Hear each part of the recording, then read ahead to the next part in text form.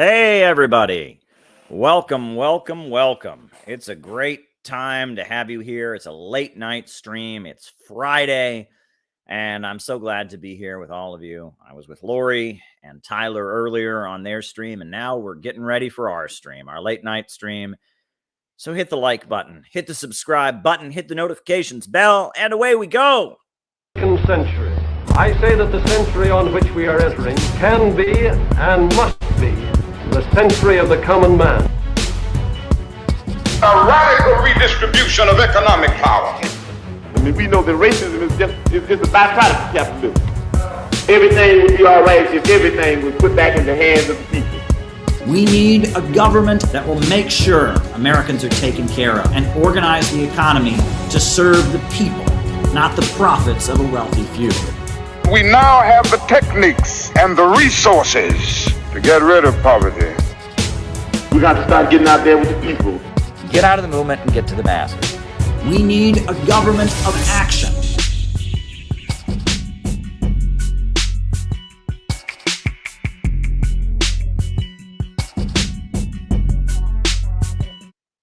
All right, everybody.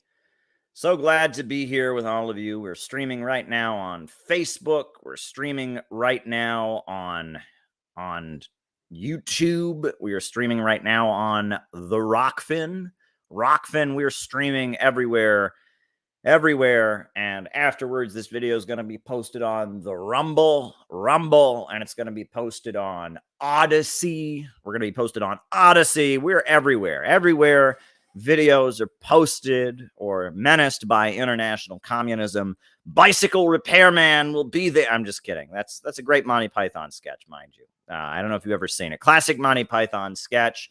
There's this superhero called Bicycle Repairman. He goes around repairing bicycles, and it's in this fictional world where everyone wears a Superman costume and he looks normal. It's pretty funny. It's pretty clever, but it ends with, the closing music. And then, there's this American broadcaster saying, wherever bicycles are broken or menaced by international communism, Bicycle Repairman will be there to smash the commies. It's, supposed to be a stereotype of like a right-wing American TV personality. It's pretty funny. But anyway, I could ramble about that all night. Hit the like button. Hit the subscribe button. Hit the notifications bell. The way we do things here, for those of you who may not be familiar, is that I give my opening remarks. My opening remarks are then followed by the roll call, where we find out who is there on the other side of the camera. And then after that, after the opening remarks and after the roll call, I answer your super chat questions for the rest of the night. So if you have something that you want me to talk about in the second half of the show, all you have to do is send me a super chat and I will write it down. And when the second half of the show starts, when the roll call has concluded, I will then start answering your super chat questions. And that's what we'll do. And that's how it works. And I'm in a great mood because it is a new year. It is 2023, and this is my year. I have said over and over again, this is the year of the Caleb. This is my year. This is 2023 is the year of me. This is my year. Because I moved to New York City the day I turned 23.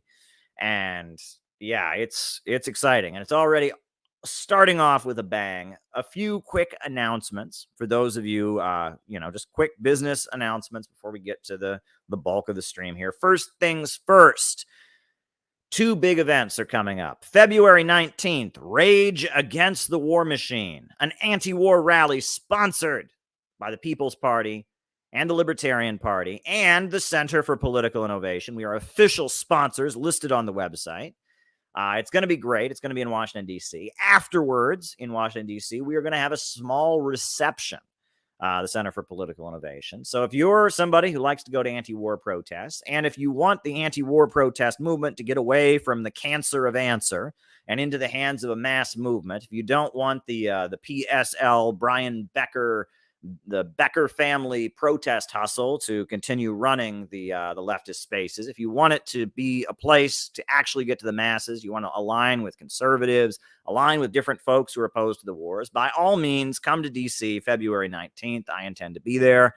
We're going to have a great event after the rally. We're going to have a Center for Political Innovation reception. So mark your calendar, February 19th. And March 25th and 26th, there's going to be a very, very, very important Center for Political Innovation conference in Washington, D.C. It's going to be awesome.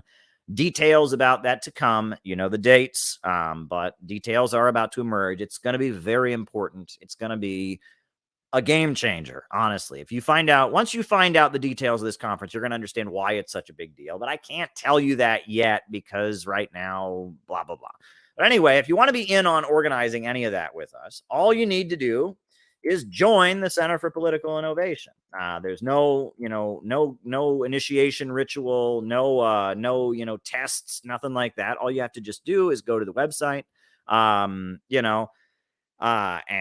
just go to the website and you sign up and you can become a member of the Center for Political Innovation. You can become a member. And we'd love to have you. We'd love to have you. Wouldn't you believe that? Pamela is reading Fascism and Social Revolution, and she gets what I'm saying. I'm touched to hear that, Pamela. I'm so glad you're reading it. R. Palm Dutt and his analysis of fascism and how it is rooted in degrowth to stabilize capitalism is exactly what we're living under right now. So I'm really glad that Pamela did that. But the other thing, I just wanted to throw this out there, is if you don't want to join the Center for Political Innovation, or if you do want to join, but you want to do something else, if you just want to support this YouTube channel, you want to be in on the patrons-only streams, you want to get copies of our books that are published, which there's a new book coming out next week. Very exciting. New book is coming out next week. I'll tell you more about it soon. New book is basically it's with the layout guy and the cover design guy. It's on the brink of hitting it's coming out. And if you're a member of the Patreon community, you get it automatically. So if you want to support this YouTube channel and be in on the patrons only streams and get copies of our books, sign up on Patreon. That's what we do. That's what we love to do. So there's that. So those are the two things that are announcements that I just thought I would mention. So those are the quick business announcements I wanted to get out of the way. February 19th, March 25th and 26th, and the Patreon, and join the CPI. We are marching ahead. I am so excited. For what the Center for Political Innovation is doing. And man, it's going to be a hell of a spring. I'll just tell you that. Spring of 2023 is going to be kick-ass for the CPI. So, yeah, I am heading down to DC next week. It was going to be this week, but we delayed it. We had to get everything rather. So next week, I'm going to be in Washington, D.C., getting everything in order. And shortly after that, you will see an announcement about what we have planned for this spring. Yeah, it's going to be wild. It is going to be wild. So very, very, very exciting. Very, very, very, very exciting. Awesome stuff. So hit the like button, hit the subscribe button, hit the notifications bell. If you're willing to tweet this out to your friends, that would be awesome. If you want to post this in a Twitter chat list or a Twitter message group or a Facebook message group or a Facebook group or a Instagram or a TikTok or a TokTik or whatever you kids are doing these days. I don't know if folks remember this. I'll just throw this out there. But do you remember when it was my face? Now, it's really funny. If you're old like me, right? I'm only 35. But when I was in college, Facebook was just getting started. And for a while, there had been this thing before Facebook called MySpace. It was similar to Facebook. It was kind of a similar idea. It was like early social media. I don't think it's around no more. MySpace is ancient history. But for a while, all the old people started calling Facebook my face. They would say, "Are you on that my face? Are you on that my face thing?" They were thinking of MySpace, and then there was Facebook. And so the old people, it was old person after old person said, "Are you on that my face?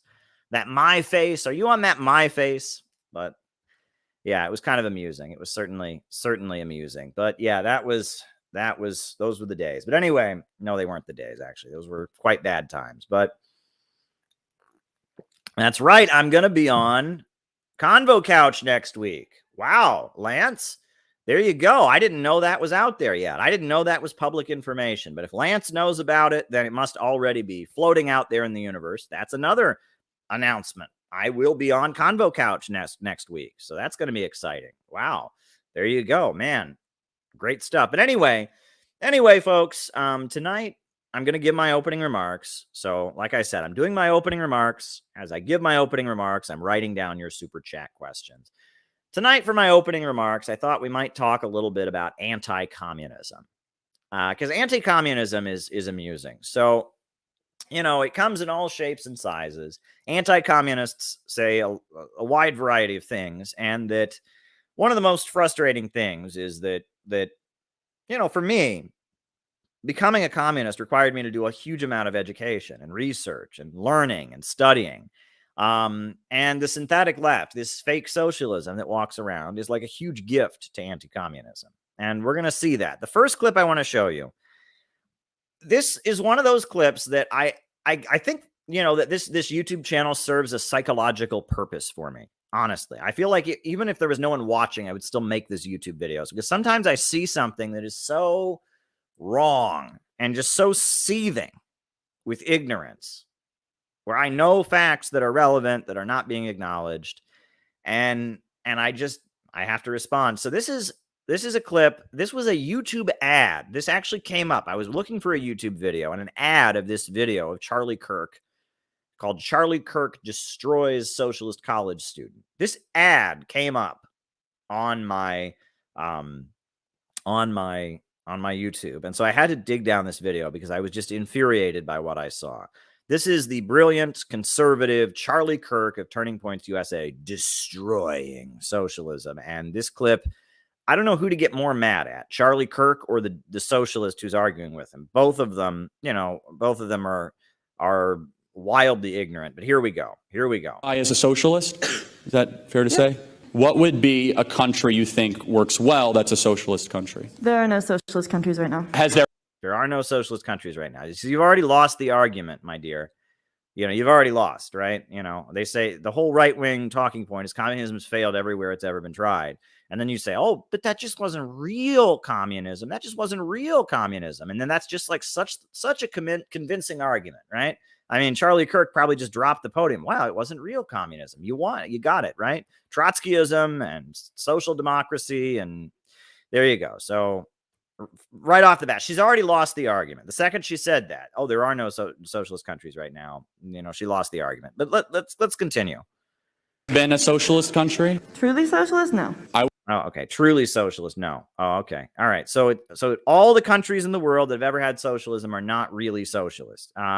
Again, she's already lost the argument. So, I mean, go home then. Look, if every place that communism had ever been implemented, all it ever resulted in was death, starvation, and gulags and misery, the right wing would have a point. It just so happens that's not true. And if the socialist movement in the United States had any courage, they would stand up to these lies, but they're too busy working for the U.S. government. It's unbelievable. But let's continue.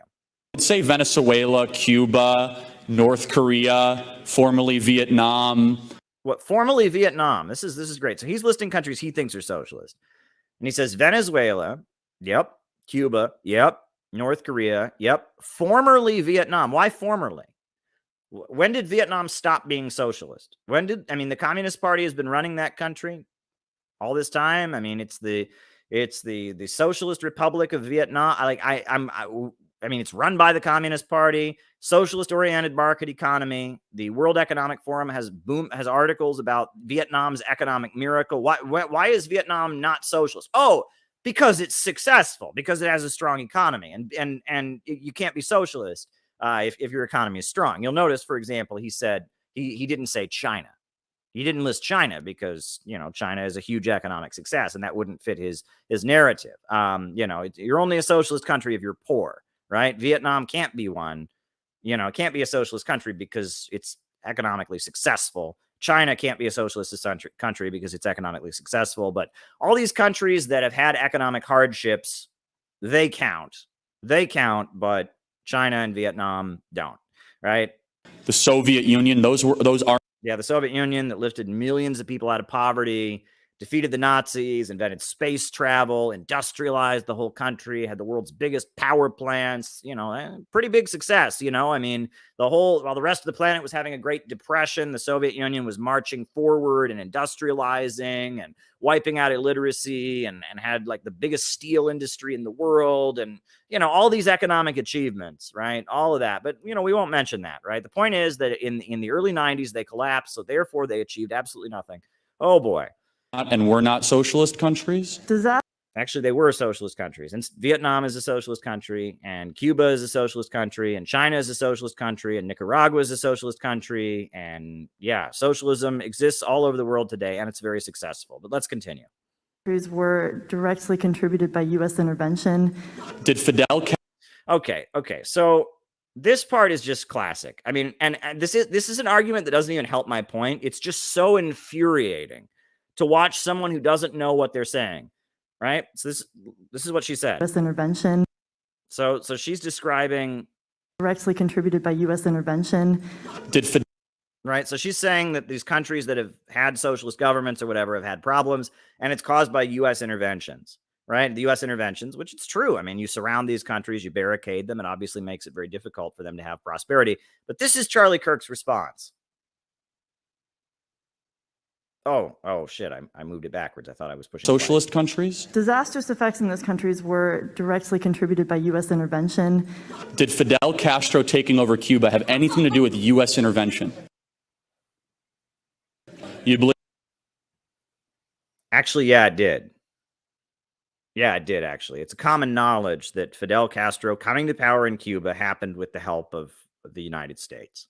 That at first the United States was backing Batista, but then when it became pretty clear that Fidel was winning, before Fidel Castro made clear he was a communist, actually, yes, Fidel got help from the United States to initially come to power. That's documented.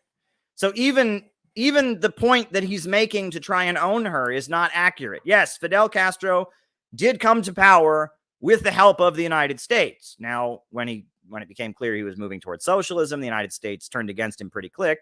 But after the Cuban Revolution, Dwight Eisenhower called Fidel Castro the Thomas Jefferson of Cuba. They gave him a big parade. Like, actually, yes, Charlie Kirk. Fidel Castro coming to power did actually come as a result. There was U.S. support for Fidel Castro at one time, Charlie. So, I mean, even your point, I mean, that doesn't help her argument against you or whatever, but it's like even your point that you just made to own, like, why are you bragging about this on YouTube? You didn't realize the USA gave some covert support to Fidel in order to come to power before it became clear he was a communist? I mean, that didn't occur to you, Charlie? Like, I mean, it's like, why is this guy an expert? Taking over Cuba have anything to do with U.S. intervention? Yes, it did, actually. Even though that doesn't help the points of the argument, that's just a stupid own. Because, yes, actually, Fidel did receive some U.S. support prior to moving Cuba on the socialist road. Fidel Castro taking over Cuba actually did have U.S. support. So that's not an own, Charlie Kirk. You're just proving that you're very, very ignorant. Anyway. Something that doesn't exist, has never existed, and even though the people that call themselves the things that you believe, you say they weren't really that, which is the most important point. Socialism is always judged against an impossible utopia. Markets, which you enjoy comfortably in Western society, is the most proven affluent creating machine in human history. Please stop believing. False. I mean, I'm sorry, but China has lifted more people out of poverty than any other country in the world. The Soviet Union rapidly industrialized, and, I'm sorry, I mean, Egypt wouldn't have electricity if Abdel Nasser, the socialist president, hadn't teamed up with the Soviet Union to build it. Libya was the most prosperous country on the African continent with the highest life expectancy.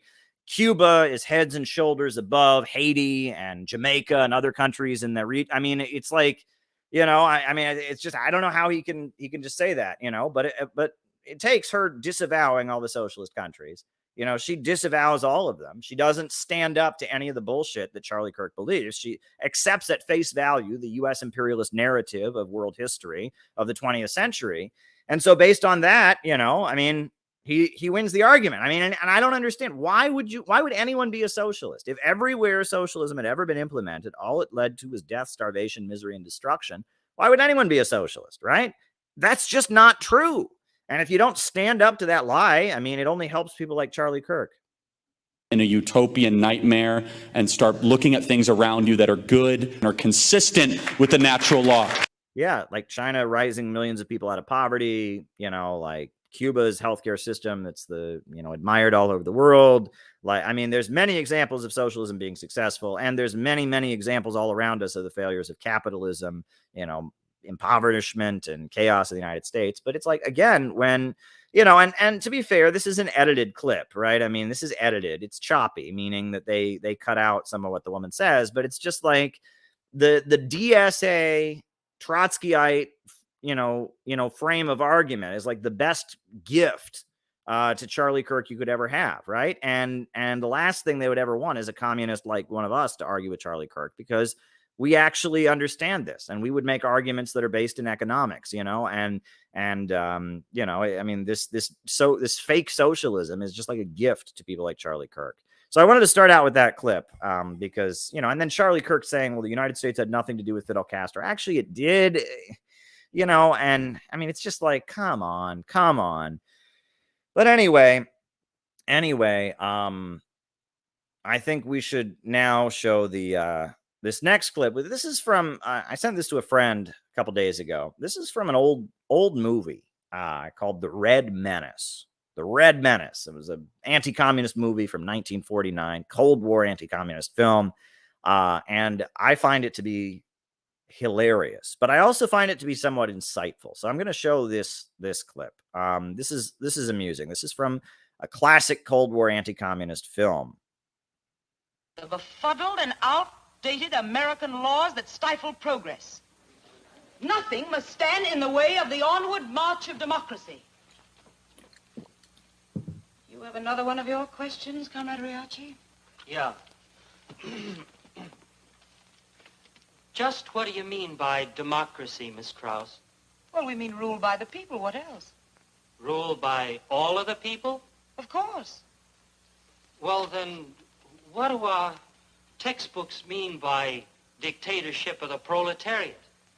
Dictatorship by one class ain't democracy. Those things would all be clear to anyone. She owned him. Owned. Right? Owned. With a proper attitude. But the truth don't change according to somebody's attitude. There's only one kind of truth. That is the Communist Party truth as seen by Marx, Lenin, and Stalin. But they want to overthrow all governments, even the American government, by force and violence. Then we'll overthrow it by force and violence. We'll have our way if it means bloodshed and terror. If we have to liquidate 1 million milk tots like you.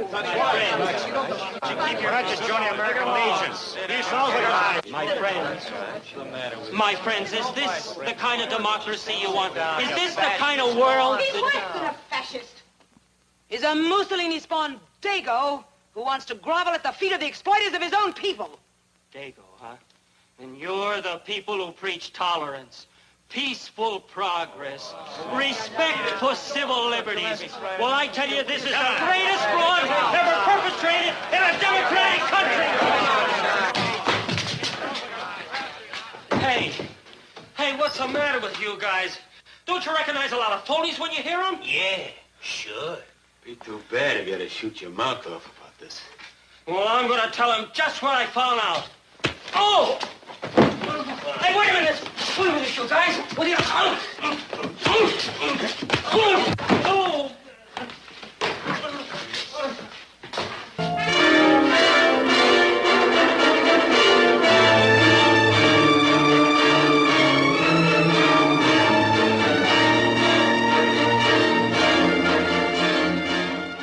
That's right. You go to a communist meeting and you get up and you ask too many questions, and they drag you out in the hall and beat the hell out of you and murder you. And then on the next page on the front page of the Daily Worker, they announced that you were killed. That's something special. I've long watched that clip and I find it amusing, and I have some insights about it. But there's been a couple super chats that have gone by. I think there was one from John McCarthy, so let me write it down. Right.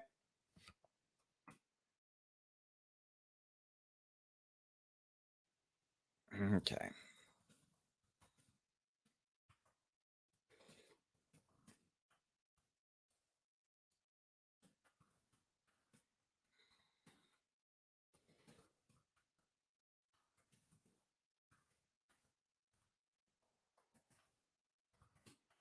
All right. First one. There we go. And the next one. The next super chat. Just want to make sure that every super chatter gets their attention.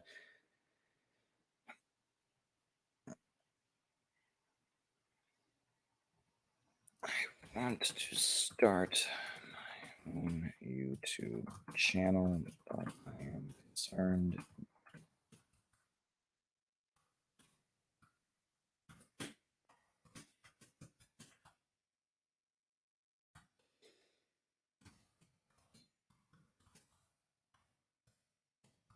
All right. Very good. Very, very good. I'm always writing down those super chats. But what's amusing about this clip I just showed you, right? There's some, this woman, I mean, it's a whole movie, right? This is just, a very dramatic scene from it, but it's a whole movie. This woman is like the super villain in the movie, right? She's the evil one. She's like the Communist Party boss, the big Russian spy who's like so evil or something, right? And it's interesting because there were a lot of women who led the Communist Party USA. And, there was a particular contempt for women on the part of the ruling class. You know what I mean? I even saw this at Occupy Wall Street, right?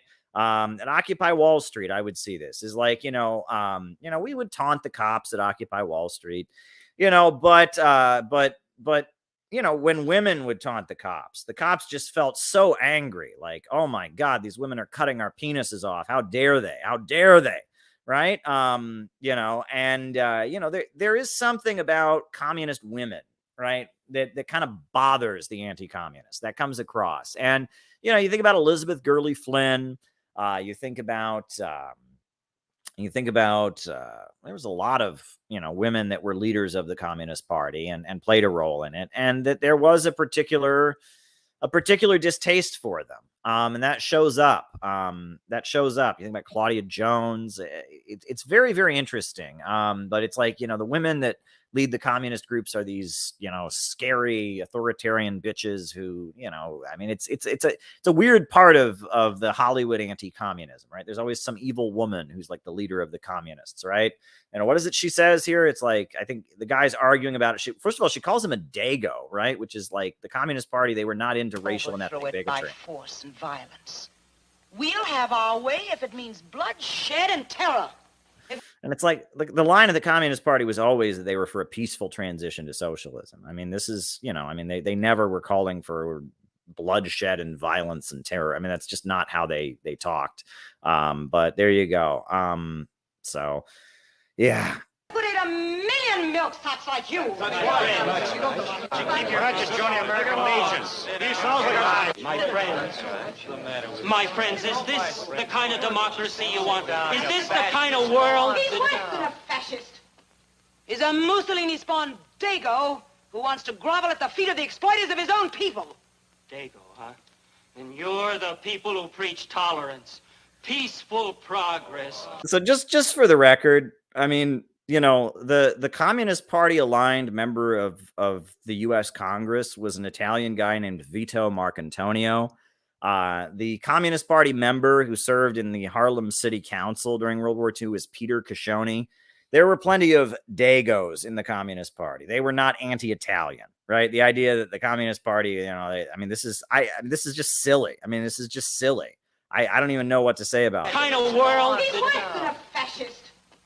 He's a Mussolini-spawned dago who wants to grovel at the feet of the exploiters of his own people. That's right. The Communist Party, they just had it in for Italians. How big was the Italian Communist Party? Like, the Communist Party of Italy was so big and on the brink of winning elections that they had to have Operation Gladio to prevent the Italian communists from coming to power.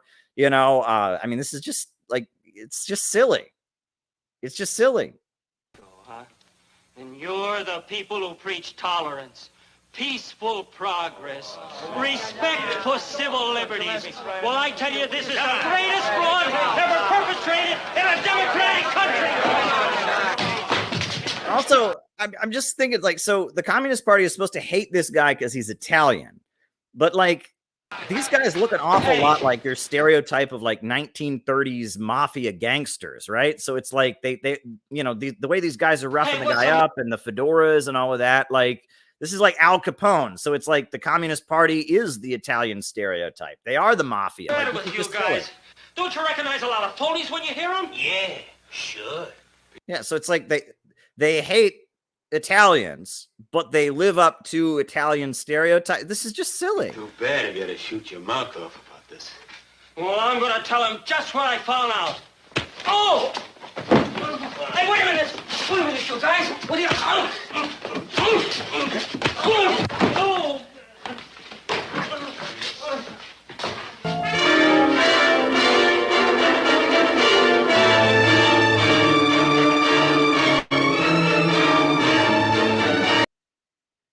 Yeah, that's something else. So yeah, that clip I've always kind of enjoyed. I always laugh about it because it's just like, you know, the other thing is I've seen that clip before. It's been labeled communist cell meeting, but a cell, right? The Communist Party, now they call them clubs, but a cell was never more than 5 people.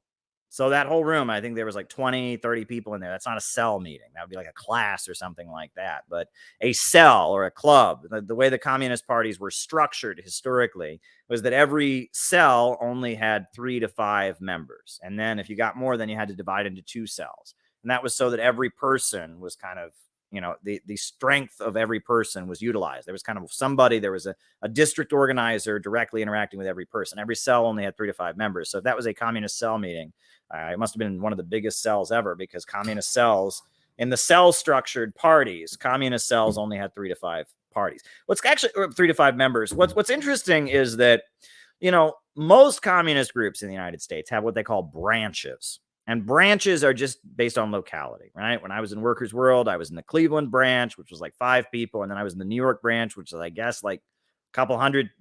Back then was like a couple hundred people, but most of them barely did anything. And it was just, you know, everyone in a certain area, they're in a branch. You know, you're in a branch, you do whatever you want. But the classic communist organizing, right, that made the Communist Party very, very strong in the 1930s, the way the CPUSA is still structured, you know, the way communist parties all over the world were structured was they didn't have branches, they had cells.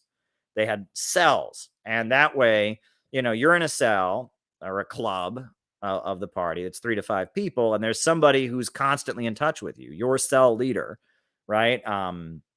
You know, is constantly, you know, keeping track of you. That the idea is that every person is kind of like kept track of. New York, and that, I noticed that when I was in New York City. I mean, the New York City Workers' World Party, we had like hundreds of people, but a lot of them we only saw once a year or something. Well, if you have cell structure, every person has like somebody right above them who's looking after them and making sure they get to events. And like even now, that's why the French Communist Party can get hundreds and hundreds and thousands of people to come out to their rallies, because every member is organized into a cell. And so there's somebody to keep track of every member, right? They're in a group of 3 to 5 and no one disappears, right? Now, if you leave the party, you leave the party, but it's like everyone is accounted for, right? Every member has somebody whose job is to keep track of you know, 3 to 5 members. And it's a way of, you know, kind of utilizing every person, the cell structure. And it was one of the strengths of the Communist International was the communist, you know, cell structure. And I mean, that's important. I have a copy somewhere. Where do I have it? I have the manual on organization, the old Communist Party manual on organization. Yeah, yeah, right up here. Sorry, folks. I just gotta get it here. There we go. This is the Communist Party manual on organization by J. Peters. I think this is an edition of it that was published in the 70s, right? I don't think this is an original. It could be. I mean, I don't know. It looks pretty old, but no, this is 1975, Proletarian Publishers. So this is a reprint of it by the Maoists. This is some Maoists in the 70s republished this, but this was the official Communist Party organizing manual from 1935. And it goes over how cell structure works, how the you know, party cells work, how the party's organized. This is like the official Communist Party USA organizing manual. It's online. You can see it. It's on the Marxist Internet Archive. You can read it. And obviously a lot of this is out of date. A lot of this is very, very out of date, and the Center for Political Innovation, we're not a party, right? And we're not using cell structure. We're a think tank, but it's interesting to look at how these communist parties operated historically, because it's worth studying. I mean, these were effective organizing methods. But yeah, I mean, those were a couple things I wanted to comment on. Couple other things that are on my mind. What can I talk about here? Sometimes I come on here with a whole prepared speech. I'm going to fire it up and I rant at you all about something. And other times I just come on here and I talk about what's on my mind. I showed you the Charlie Kirk clip. I did that. I showed you the old Red Menace, anti-communist 1950s, 1940s clip. Now I'm on here and, I'm talking about the J. Peters manual and the way Communist Party cells are organized and cell structure, and got a lot of things on my mind. But one thing that stands out to me, and I was thinking about this while I was at the gym today. I was thinking about this because social media is really bad for our brains. I really appreciate you all watching me now on social media, right? I mean, I'm on YouTube and all of that, but social media is very, very bad for our brains. And there is an article. I cannot get over this. This article was published in 2012, and it was originally published on a blog. It was published on a blog called Anarchist Mom or something like that. This leftist woman, she publishes this article. So what happened? If you remember 2012, there was a horrendous shooting called Sandy Hook. I don't know if you know about this. Horrendous shooting called Sandy Hook. Adam Lanza was a serial killer. I mean, a mass shooter, showed up at a school in Connecticut, shot up and killed a bunch of elementary school kids. It was a horrendous massacre. So right after that massacre happened, this woman, Anarchist Mom, I guess she calls herself, decided she was going to make a splash. She was going to get some attention for herself. So she wrote an article called "I Am Adam Lanza's Mother." And I mean, she wasn't actually Adam Lanza's mother. She just had a son who she considered to be mentally ill and antisocial or whatever. And you read the article, right? And it's 3 days before 20-year-old Adam Lanza killed his mother and then opened fire on a classroom of Connecticut kindergartners. My 13-year-old son, Michael, name changed, missed his bus because he was wearing the wrong colored pants. I can't wear these pants, he said, his tone increasingly belligerent, the pupils of his eyes swallowing the blue irises. They are navy blue, I told him. Your school's dress code requires black and khaki pants. They told me I could wear these, he insisted. You're a stupid bitch. I can wear whatever pants I want.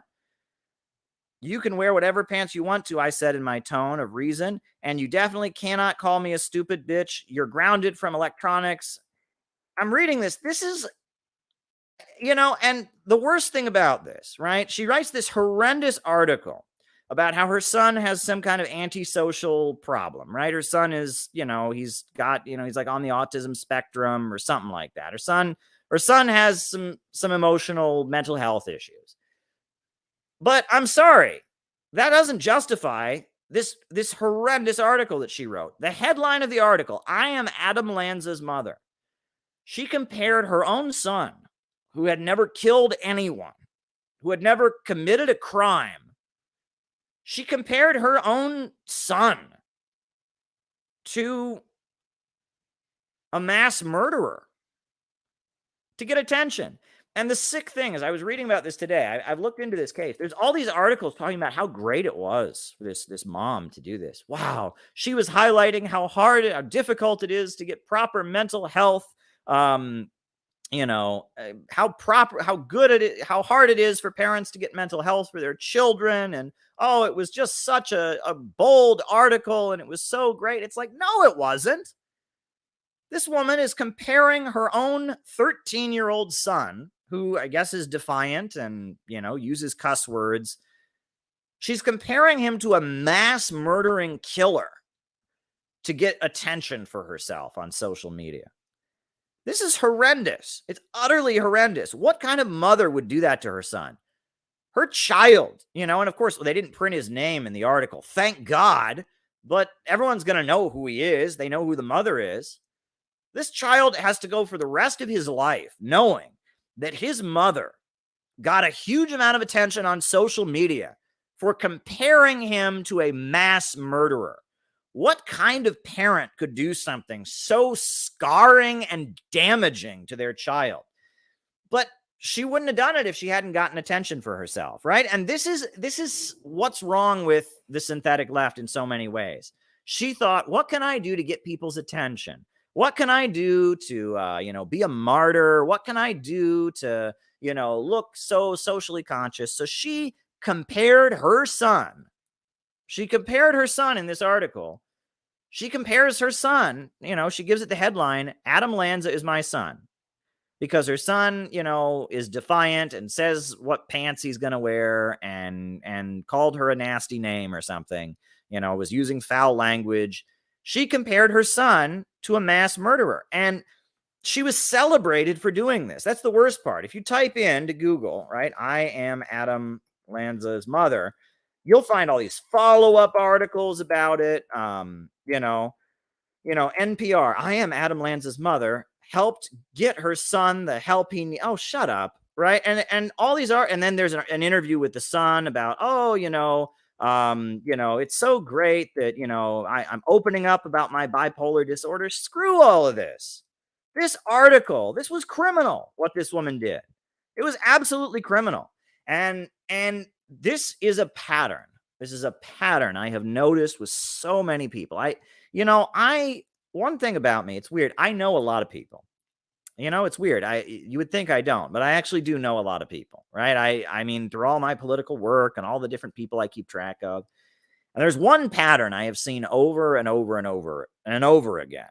Around the kind of people who join communist groups and stuff, there are different types of people who come around. One thing I've seen is that there are people who come around communist groups who are the victim of a certain type of thing that goes on in their family. And I don't know if there's a name for it. Maybe somebody may have developed a name for this. I don't know if there's a name for it, but I've seen it over and over again of people who become the scapegoat in their parents' household.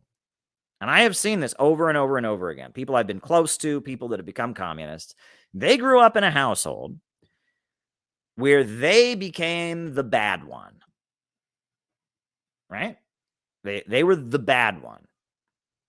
And whatever the family's problems were, got blamed on them. And I have seen this. Right? And it's just a thing that families do, right? They pick somebody, one of the children usually, and they're the bad one. And all the problems in the family are their fault. And they just become, everyone knows they're the bad one. And everyone knows they're no good. Everyone knows they're a screw up. Everyone knows, and it's a thing that families do. It's very sick. It's very, very sick. And I've seen this. And it's a pattern. It's a dysfunctional family pattern, is that they pick somebody. And the reasoning can be different, right? I mean, I've seen this in different, the reasoning can be different. There are two people I knew who this was them. Two of these people that I knew that they were the bad one. And the reason that they were the bad one was just tragic. It was that the father had remarried. And it's just really sad. They were the kid from the first marriage. They were the one kid with the first marriage. And then the father divorced and remarried and had 2 or 3 kids with another wife. And they were this lingering annoyance left over from the other family. And their half-siblings didn't much care for them. And their father wasn't thrilled that, oh, yeah, I had this one left over from the previous marriage. And the new wife didn't particularly care for, this child that's not hers. And there are 2 people I knew that I was very close to. And that was how they grew up. They grew up as the leftover from the father's first marriage. And they got scapegoated. They didn't have a chance. And of course, they were labeled a screw up. And of course, they were sent to boot camps. And of course, they were, they were harshly punished, and of course they were, badly treated, and of course, and it's horrendous. And what did they do? They just got born, in the father's first marriage. Is that a crime? Is that a crime to be born in the father's first marriage? Of course not. But because of who they are, right? Because of who they are, they became the bad one in the family. It's absolutely horrendous. And then I think about, some other friends I have. Sometimes it happens because people are overweight, right? I mean, for whatever reason, in our society, we tend to target overweight people. It's kind of weird. At one point in the South, it was actually kind of, considered very respectable to be overweight, and I mean, people have commented on that. You go back 40, 50 years in the South, if you weren't kind of chubby, people thought you weren't a real man, right? People thought you were small, right? Men, in the South, it was almost respected for men to be, chubby. But, nowadays, right? Nowadays, especially for women, there's a real stigma against anyone who's overweight. And often, especially if it's a girl, often, if one of the family members is overweight, is kind of chubby, and she's a girl, right? She will become the scapegoat. They'll pick out this chubby girl, and oh yeah, that's my fat sister. She's the problem. She's the screw up. She's the one that she's the one who always gets everything wrong. And then they don't have a chance. They don't have a chance because they're the screw up. They're the problem kid. And they don't have a chance. It's awful. And in some cases, and this is another worse one, in some cases, this person is just smarter than the other family members. You know that? In some cases, the other family members are just not as intelligent as this person, right? This person is, this person is just more intelligent, more well-read, more bookish than their family members, right? And they're just, reading things and on a different intellectual level. And the families will just decide this one's the bad one, this one's the black sheep, this one's the scapegoat, and they will just go after this person. And this article that I just tweeted at you, I just dropped in the chat, this I am Adam Lanza's mother piece of crap, that is one of the most disgusting versions of that I've ever seen. Okay.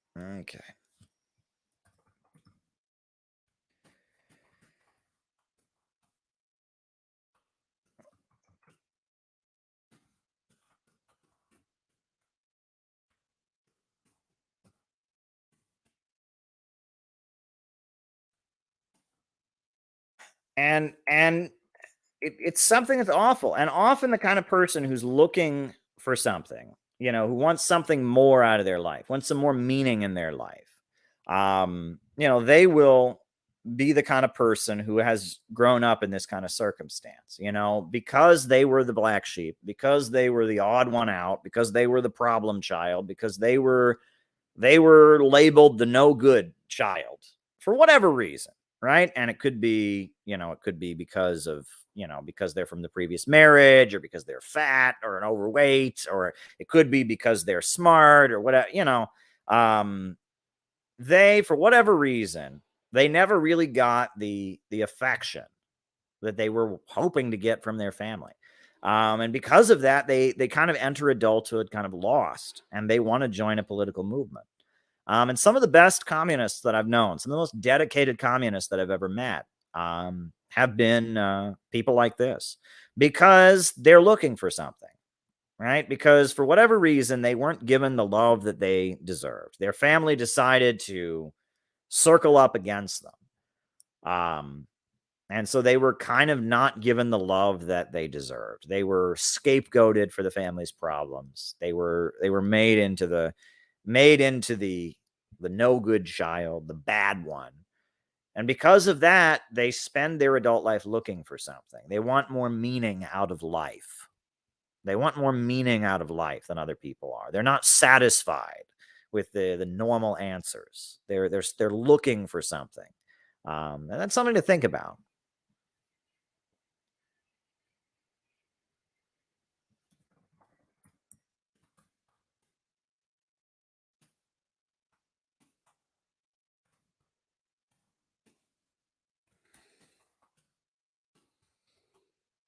All righty.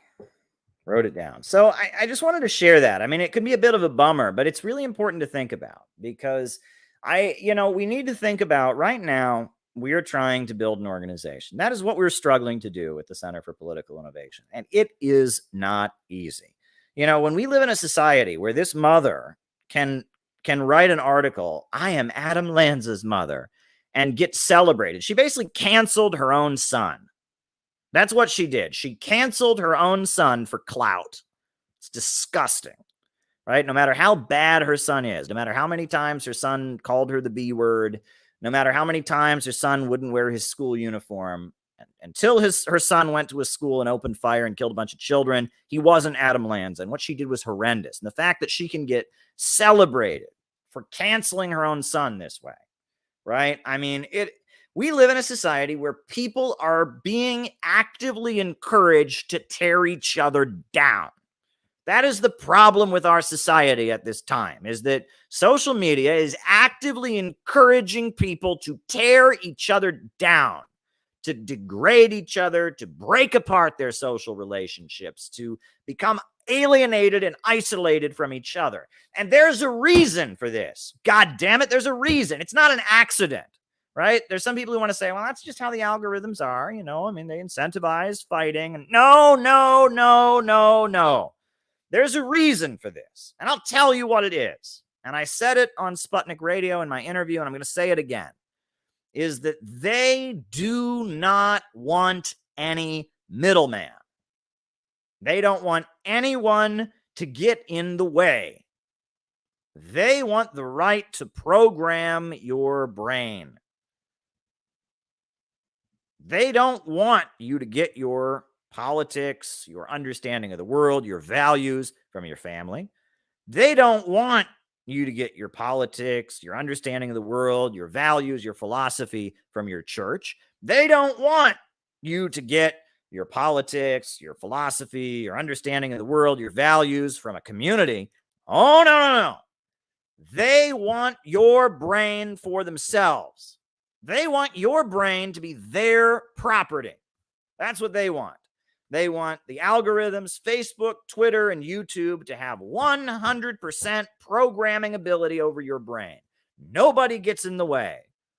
Nobody gets in the way. Not your political organization, not your church, not your family, not the people in your neighborhood. No. They want 100% access to your brain. No one has the right to inculcate you with ideas, to tell you what to think about Ukraine, to tell you what to think about the world, to tell you whether or not to feel optimistic or depressed. Nobody has the right to do that except them. And in order to do that, they have to atomize you. They have to atomize you. And atomizing you means creating an incentive for you to break apart social relationships. And the more they can do that, the more they can atomize you, break apart your social relationships, cut you off from your family, cut you off from your community, cut you off from any social group you might be part of, atomize you into just an individual. The more they can do that, the more they gain a monopoly over programming you and controlling you. And that's what they want to do. And that's what they aim to do.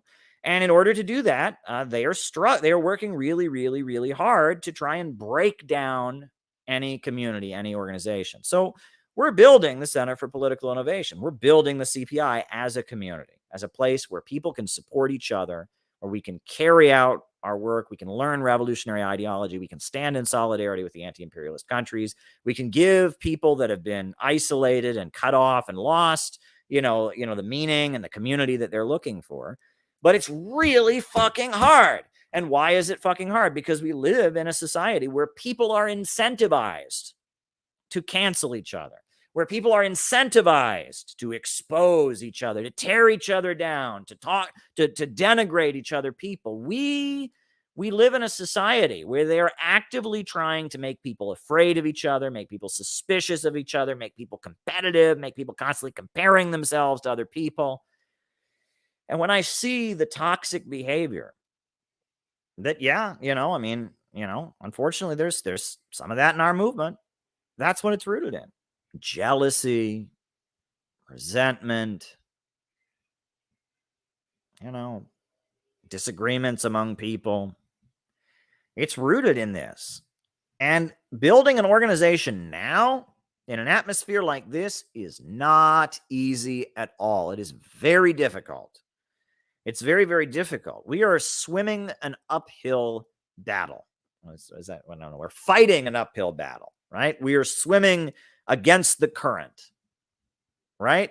That's what we're doing. We are swimming against the current. And it's difficult, and it's not easy. And at some point, you just have to make a choice, right? And no one can make this choice for you. Nobody can make this choice for you.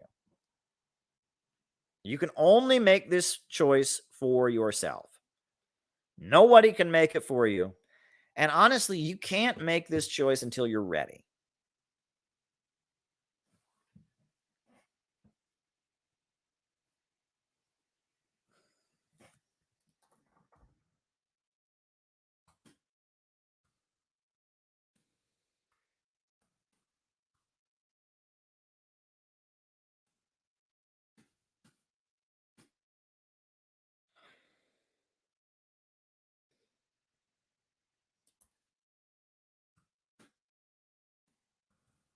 Can't make this choice until you're ready. But at some point, you have to make a choice. Some point, you have to make a choice, and you got to say, you know what? I'm committed. I'm committed to this group. I'm committed to this organization. And I'm not going to wreck. And I'm not going to wreck. And I'm going to try hard to trust people as much as I can. And I'm going to try hard to build this organization. And it's not an easy choice to make. And you can't make it prematurely. You have to come to that conclusion on your own. You can't jump into it. If you force it, it won't work. But you have to get to the point where you say, you know what? I am committed to this group. I have had experiences in this group. I have bonded with other people in this group. And I know this group is going to be demonized on the internet. I know this group is going to be hated. I know this group is going to be smeared and lied about. And I also know this group is going to disappoint me. This group is going to let me down. There's going to be times this group pisses me off. There's going to be times I don't get my way in this group, and it does things that I don't like. But I value this organization. I value what it's trying to do in the world. I value the role that it plays in my life. And so I am committed to it. And there's going to be a time when you're ready to make that decision. And I think there are some people in the Center for Political Innovation who've already made that decision. And I'm blown away. I'm impressed because we haven't been working for that long, honestly, and they have already thrown so much rubbish and shit at us. I mean, it's unbelievable. I mean, the targeting at me in particular has been nasty, but they've done everything they can to wreck us. But there's already people. There's a handful of people. I think that in their minds, they have already made this decision. And I didn't make it for them. And I didn't force it on them. And I'm honestly surprised they made it already because we haven't been around that long. But just what we did in Chicago, just what we did in Lynn Valley, Kansas, just what we did in Austin was enough that they were able to make this choice, and they were able to commit to this. And I mean, and that impresses upon me how important the work we are doing really is.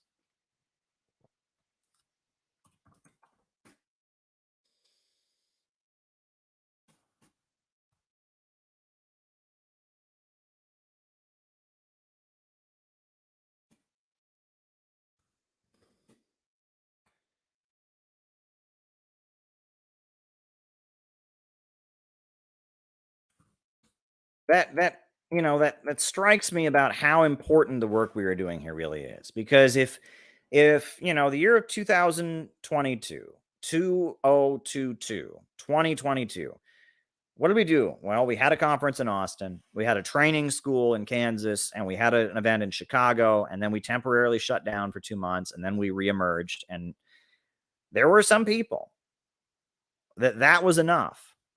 That was enough for them to say, I'm in this for real. Damn. You know what I mean? And I know that me being on here and streaming every night, that's important. And I know that, you know, the weekly Zoom meetings that we have, that's important. And I know that the friendships and the connections people make, that's important. And, you know, the international connections that we have are important, et cetera. But the fact that there are already people that are saying, I'm committed to this group. I'm committed to this group. I'm sticking around. That's a good sign. I think that's a really, really good sign. But it also, it imbues upon me a great deal of responsibility. And I got to say this. I really got to say this, right? And I don't want to say this too much, right? Because again, that's not the point, right? And you know, and if I say this the wrong way, people are going to take it the wrong way. But you know, like everyone has a role to play. And you got to figure out what your role is. We want to help you figure out what your role is. But there are a lot of people who look at me and they say things like, well, Caleb's only in this for personal gain. Really? You think I'm in this for personal gain? Do you think I want all the personal attacks? Type my name into YouTube and see what comes up. Does that look like personal gain to you? Please. I am not in this for personal gain. Right? And people say, well, you know, Caleb's so egotistical. He writes all the books. Can somebody else write a book, please? I would love to have somebody else in the group write a book. But, you know, I'm struggling to get people to do it. Right? And people say, oh, you know, Caleb's on there. He's a narcissist. It's like, guys, you know, I have a role to play. I have a role to play. And you all are here helping me play that role. But I want more people to step up and do what I'm trying to do, number one. And number two, doing what I do puts you in a lot of danger, you know?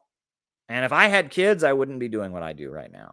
I'll just be honest. If I had children, I wouldn't be doing this the way I'm doing it. I might play another role, but I wouldn't be doing it this way if I had children. You know, if I had, you know, if I were in other life circumstances, I wouldn't be doing it this way.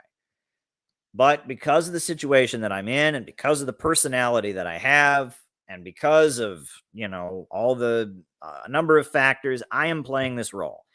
And the thing is, there's no way out for me. I don't get to stop this, right? I mean, I can't like quit now, right? You know, I mean, I don't stop being Caleb Maupin, you know, if I quit this, right? I mean, I really, you know, I'm in this for real, you know, and there's really no way out. And I mean, spiritually, I've been in this for real for a long time, but now, I mean, at this point, I'm really in this for real. You know, I mean, I'm super duper canceled.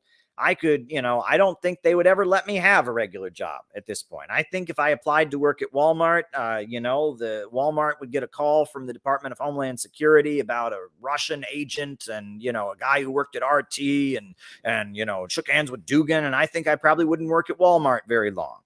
Right. I mean, these people have really, you know, this is who I have to be. And I love the work that I do. I love getting on here and streaming with all of you. And I love my reporting for RT. And I love writing books and all of that. But there's really no way out for me. So people that think I'm in this because I'm egotistical and that I'm in this because I want my own gain. And it's like, no, I'm in this because this needs to be done. I'm in this because I can play this role.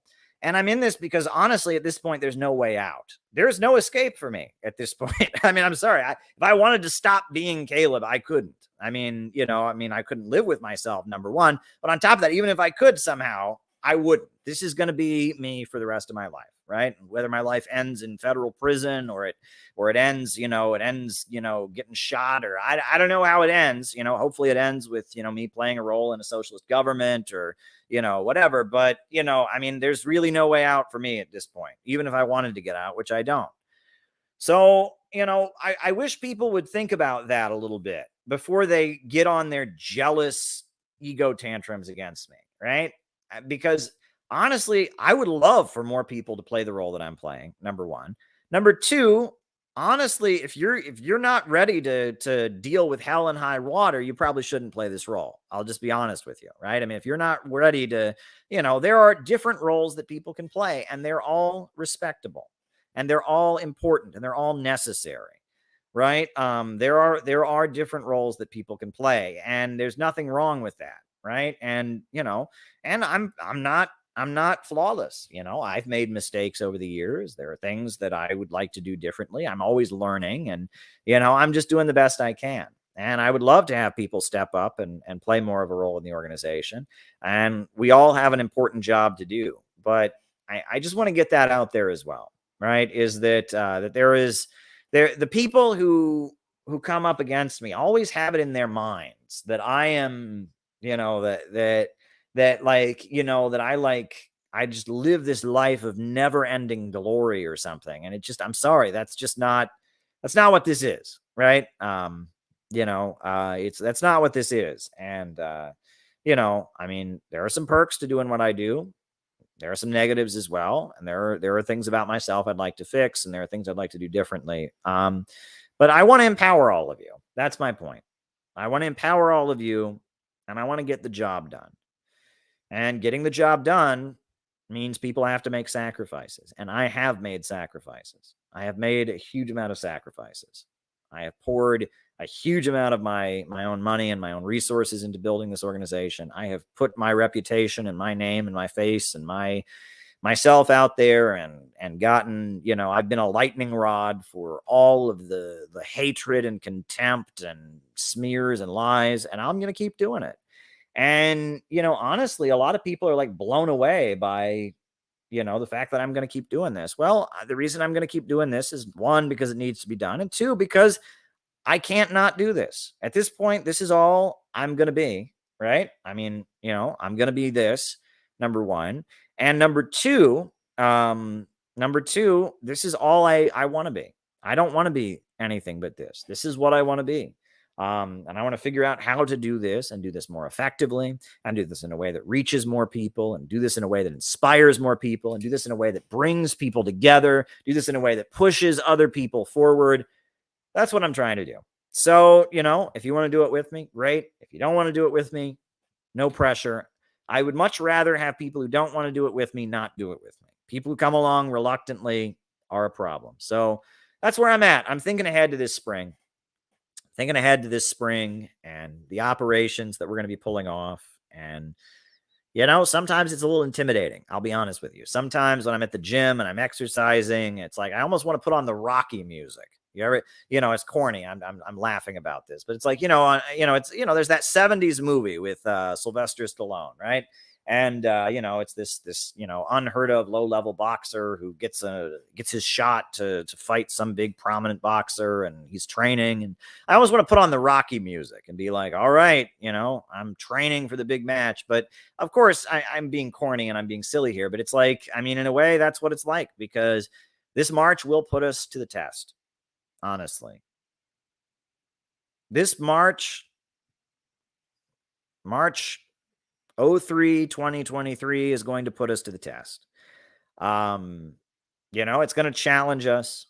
But if we can pull off the operation that is planned for this March, if we can pull it off effectively, CPI is going to soar forward like you wouldn't believe. I am so happy that things are coming together. The logistics are being worked out for us to have another big conference, for us to do stuff again. I am so happy about that. But we got to make it count. We got to make it count, right? We got to make it count, and we got to seize the moment. We got to do the best job we possibly can. We have got to give it our all. We really have to. I mean, I don't know how to. I sound like some dumb football coach in a movie or something, but it's like we don't know if we're going to get another shot, right? I mean, things obviously went haywire in August, and it's an effing miracle that we're able to do what we're going to do this spring. So we got to do it as well as we possibly can. And honestly, folks, we are going to need some people to take some risks. Not everybody, obviously. People can commit in different levels of ways, but we're going to need some people to, what's the expression? We're going to need some people to, pedal to the metal, as they say. We're going to need some people to pump the gas pedal a little bit, right? Because if we're going to do what we need to do this spring, it's not going to be easy. We're going to have to white knuckle it. We're going to have to be strong and push through. And it could be difficult at times, and it could be stressful at times, but we are going to need a team of committed volunteers. who will help us pull through and pull off an effective operation in March and in February. Right? Both February and March are going to require a lot of commitment, and they're going to require us to do things, right? The resources seem to have come together. The people, there's a crew of people that are ready to do it. And, now is the time. And at the end of the day, only you know. And that's where this gets all very, very individualistic, right? That's the weird thing, right? We're all talking about collective identity.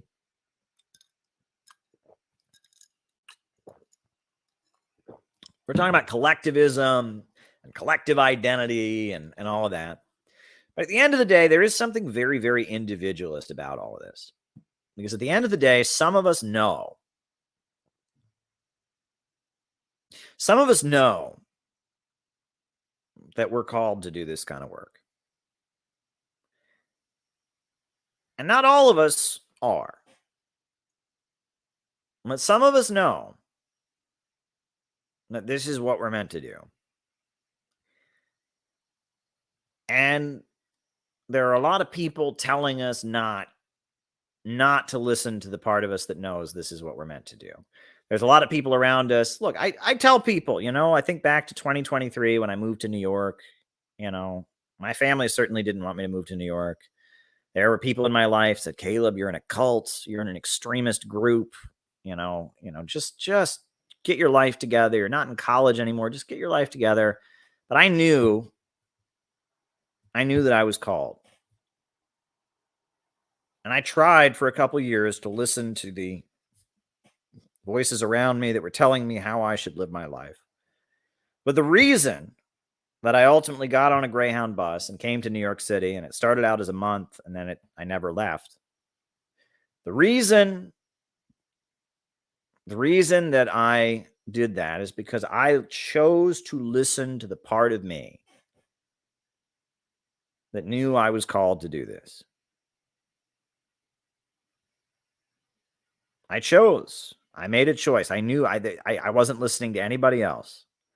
And there were other people in my life at the time, but the main voice I was listening to was in here. And really, that was the only thing that mattered.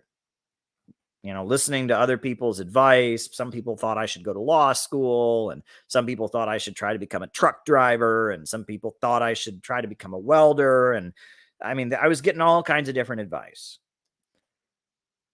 But there was a loud voice inside of me that said, Caleb, you are called to do this kind of work. Caleb, you are called to give yourself to this kind of movement. Caleb, you need to go to New York City. This is what you're meant to do. This is what makes you feel alive. This is where you've blossomed. This is what you've given yourself to.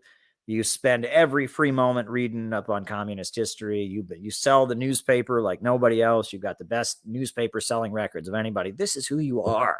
This is who you are. And it was my decision to listen to that voice inside of me. It was a very individualist thing. A very, very personal, individual, spiritual thing. And I chose to listen to the voice inside of my own head and do what I was called to do and white knuckle it and make the sacrifices and decide not to listen to the people who are telling me to do this and the people telling me to do that and just decide that this is what I'm going to do. And I did it. And the rest is history. And I'm saying this because this isn't for everyone watching. There's 172 people watching this right now. And they're on all different continents. They're from all different places in life. There are people that are young watching this. There are people that are old watching this. There are people in Africa watching this. There's people in Asia watching this. There's people in Europe watching this. So it's like I'm not speaking to 172 people right now. I don't know who I'm speaking to, but I feel like I'm probably only speaking to maybe 5 people right now. There's 5 people watching this stream right now. There are 5 people who are watching this stream right now. I don't know who you are. I don't know where you are. I don't know what your name is. I don't know what your background is, but there are probably 5 people who are watching this right now.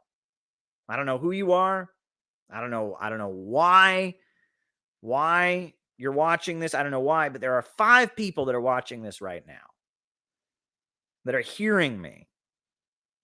They're hearing me say this, and they know that I'm talking to them. And I don't even know who you are, but you know I'm talking to you. And you have a voice inside of you that says, I want to live for something higher than this. You've got a voice inside of you that says, I want to be part of what Caleb's doing this March. I want to give myself to anti-imperialism. I want to be part of a mass movement. This is what makes me feel like I belong. This is what makes me want to live. This is who I'm meant to be. I, just like you 10 years ago, I have a voice inside of my head that is telling me this is who I'm meant to be, that says I should make the sacrifices and do what needs to be done because the world needs socialism and that other things can be put on hold. There's like 5 people out of 172 that are watching this right now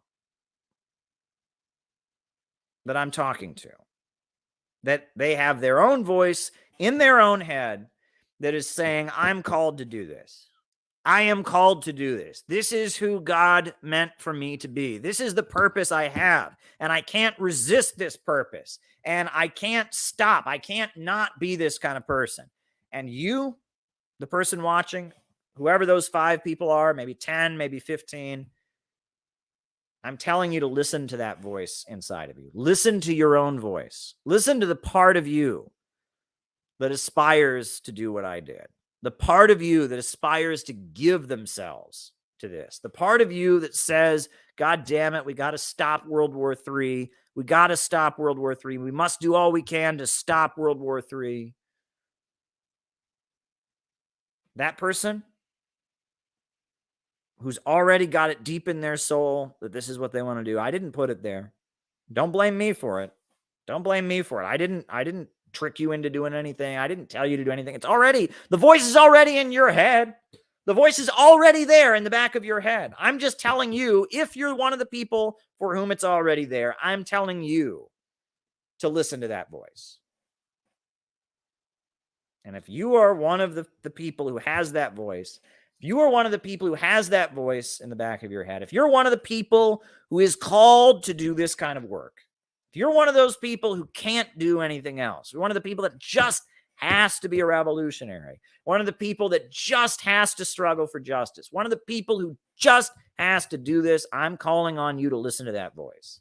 I'm not going to say what your parents are saying. I'm not going to say what your neighbors are saying. I'm not going to say what your coworkers are saying. I'm not going to say what the people at your job or the people in your neighborhood are saying. I am going to be the one person in your life. I'm a disembodied voice on the internet. I'm a cluster of electrons. I'm a bunch of sound waves coming out of a speaker. And I am telling you that even though everyone in the world is telling you you shouldn't live this way, I, Caleb, am giving you permission to be who you're meant to be. That's what I'm doing. On the other side of this microphone, staring into my webcam in my lovely Brooklyn apartment, I am giving you permission to be who you deep down know you want to be. I'm telling you, you have the right to take history into your own hands. You have the right to take responsibility for the future of the human race. You have the right to assert your will onto the wheels of history. You have the right to be a revolutionary. You have the right to join the Center for Political Innovation. You have the right to make sacrifices for this. You have the right to live a life that is in line with the life that you are called to live, the life you want to live, to listen to the voice inside of you that wants to live that way. I'm here to tell you, you're allowed to be you. If this is who you are, you're allowed to be you. And I want to help you be you. Now, if this isn't who you are, I don't want you to be that. And if this isn't the life that you really deep down in your soul want to live, I don't want you to live it. But I'm here to tell you. I'm here to tell you that as much as it seems impossible, and as much as everyone around you tells you it's not okay to be that way, it is okay to be that way. And I'm here to help you be that way.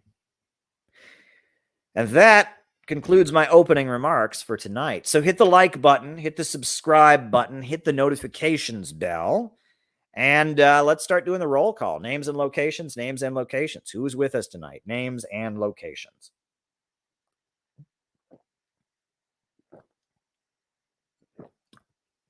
Names and locations. I will call you out as I see you. I'm so thirsty tonight. I ate some pizza earlier today, and pizza always makes me thirsty. I think that's what it is. All right, we got Yonatan Mahari in London, right? We got Right On Caleb. We got QC in LA. We got Nate in Chicago, Nico in San Diego, Bendigo, Australia, David Fox, Hanif in Indonesia, Ryan in Oakland, Riverside County, California, St. David's, Bermuda, St. Louis. We got Rice in Adelaide, Australia. We got Guerrilla Warfare on Guerrilla Warfare on Guerrilla Warfare on Guerrilla Warfare. I'm going to say that all night. John McCarthy in Chicago, West Virginia. Colin in Greensboro. Alex from Brazil. Green Corn Country. Lori Spencer. I was just on her stream earlier with Tyler in Missouri. So there you go. Mark from Mission, Texas. Ellie Marino in Chicago. Featherston, New Zealand. South Korea. Stanky from Duluth, Andrew from Westchester, David Rennie in Ontario, Gala in Austin, Texas, Storm in GI, Gary, Indiana. Very good. Chicago, got to quench that thirst. Absolutely. Killian in Milwaukee, Briggy in Pennsylvania, Richmond, Virginia, Anthony, St. David's, Bermuda, Georgia Peach here, Ishmael in Los Angeles, Anthony in Detroit, A Better America in Michigan, Bob Troy in New York, Ishmael in Los Angeles. Very, very good. Jackson at the historic battlefield, Fredericksburg, Virginia. Very, very, very good. Micah in Las Vegas. Very, very good. Jenny Lynn from Cincinnati is here. Good stuff, folks. Good stuff. Anyone else? Names and locations. I've got a number of super chats to answer. So there we go. Names and locations. Names and locations. Names and locations. More water. Names and locations. You know, one thing, I'll just mention this. What the heck, right? Why not? One exercise that I was taught by a friend or somebody that I knew a long time ago. This is actually a really, really good exercise that you can do. And I try to do it as much as I can, right? The trick, it goes like this. It's actually very simple, right? This is an exercise. You can do it anywhere, right? You should do it standing. I'm not going to stand up. I'm sitting in my chair. Oh, we got Yulia from Long Beach, Sam in St. Lucia. Oh, in the islands. John Whitty in Houston, right? But one exercise that I've learned, right, and this has really helped, right, is someone taught me, and you should do it standing up. I'm sitting down. Hold your arms up in the air. Hold your arms up in the air as long as you possibly can. Right? For the first little bit, it's fine. First minute or so, but after a while, it's almost like you're holding a weight. Hold your arms in the air as long as you possibly can. Right? Just hold them up in the air. This is good for your back, right? This is good for your shoulders. This is good for your arms. This is good for your lungs and your breathing capacity. Just hold your arms in the air for as long as you can, right? And do it standing up. I'm sitting down, so it's much easier when you're sitting down. But do it standing up, so your whole body is holding your arms up, and just hold your arms up in the air for as long as you can. Just keep them up there, right? And, you know, I do it with some music on. And, you know, just keep them up there, you know, for as long as you possibly can. And when it starts hurting, that's when it's good. You know, keep them up there when it's hurting. Keep them up there when it starts hurting, when it's painful, when it's strenuous. That's when you want to keep your arms up in the air. Just keep your arms up in the air. Do this every day if you can. I mean, I wish I could do this every day. I do it almost every day. But, you know, I just keep my arms in the air. I just hold my arms above my head for as long as I can. Just keep your arms above your head, right? You know, and just keep them there, right? And again, it's starting to be painful, right? I'm starting to feel it in my shoulders. I'm starting to feel it in my my arms, my upper arms. That's good. That means I'm getting it done. I'm starting to feel it in my lungs and my breathing. Just keep it up, keep it going. Just keep your arms up in the air, right? Keep your arms up in the air. You know, just keep your arms up in the air, right? And just keep talking. And you're this is building up upper body strength, right? This is building up upper body strength. Just keep those arms up in the air. What starts hurting, right? I'm feeling it now in my shoulders. I'm feeling it in my arms. Just keep them up in the air. Keep them up in the air, right? This is helping your posture. This is straightening your back. This is great. Just keep your arms up in the air. Just keep them up in the air. Just keep them up in the air, right? You're feeling it in your shoulders. The longer you do this, the better, right? And you want to do this, try to do this, do it in a standing position. I do this almost every day. And it has improved my posture amazingly. It has improved my upper body strength amazingly. And, you know, the longer you do this, you can do it even longer, right? You can just keep going, keep going. People will remember in Chicago, I was doing this. In Chicago with people. Just keep your arms up in the air. Keep your arms up in the air. Just do it for as long as you can, because it is good for you. This is a way to build up strength. You know, you don't need big fancy weights necessarily to exercise, right? You know, this is one thing you can do. Just keep your arms up in the air. Keep them up in the air, right? And you're working on keeping your balance, all right? This is good for you. This is really, really good for you. It's a good exercise to do. And I go to the gym before I do anything. I just stand in front of the mirror with my arms up in the air for as long as I possibly can, right? Just as long as I can. And my shoulders are stretched and it's not easy to keep doing it for a long time. But you just keep doing it and you keep doing it and you keep doing it and you keep your arms up in the air. Just keep your arms up in the air. Keep looking ahead. Keep looking ahead. You know, and just keep your arms up in the air and just keep doing it. Just keep doing it. And, you know, it hurts after a while and you feel it. Yep, you're feeling it, but you just keep doing it and you keep doing it and you focus on other things and you keep doing it and you keep doing it and you keep going. And after a while, you lose your breath. After a while, it gets to be too much, but you keep doing it, right? This is a great exercise, right? I have really gained a lot by doing this exercise. I really have. And, you know, my arms are still up here. I mean, I'm sitting down. It's much easier to do sitting down. You don't want to do this sitting down. You want to do it standing up. You just keep your arms up in the air, keep them up in the air. And I'm tempted to keep going, but, you know, all of you are watching and we got to move on. I got to answer people's super chats just a little while longer, though. I'm going to keep them up in the air for a while. I'm enjoying watching the chat.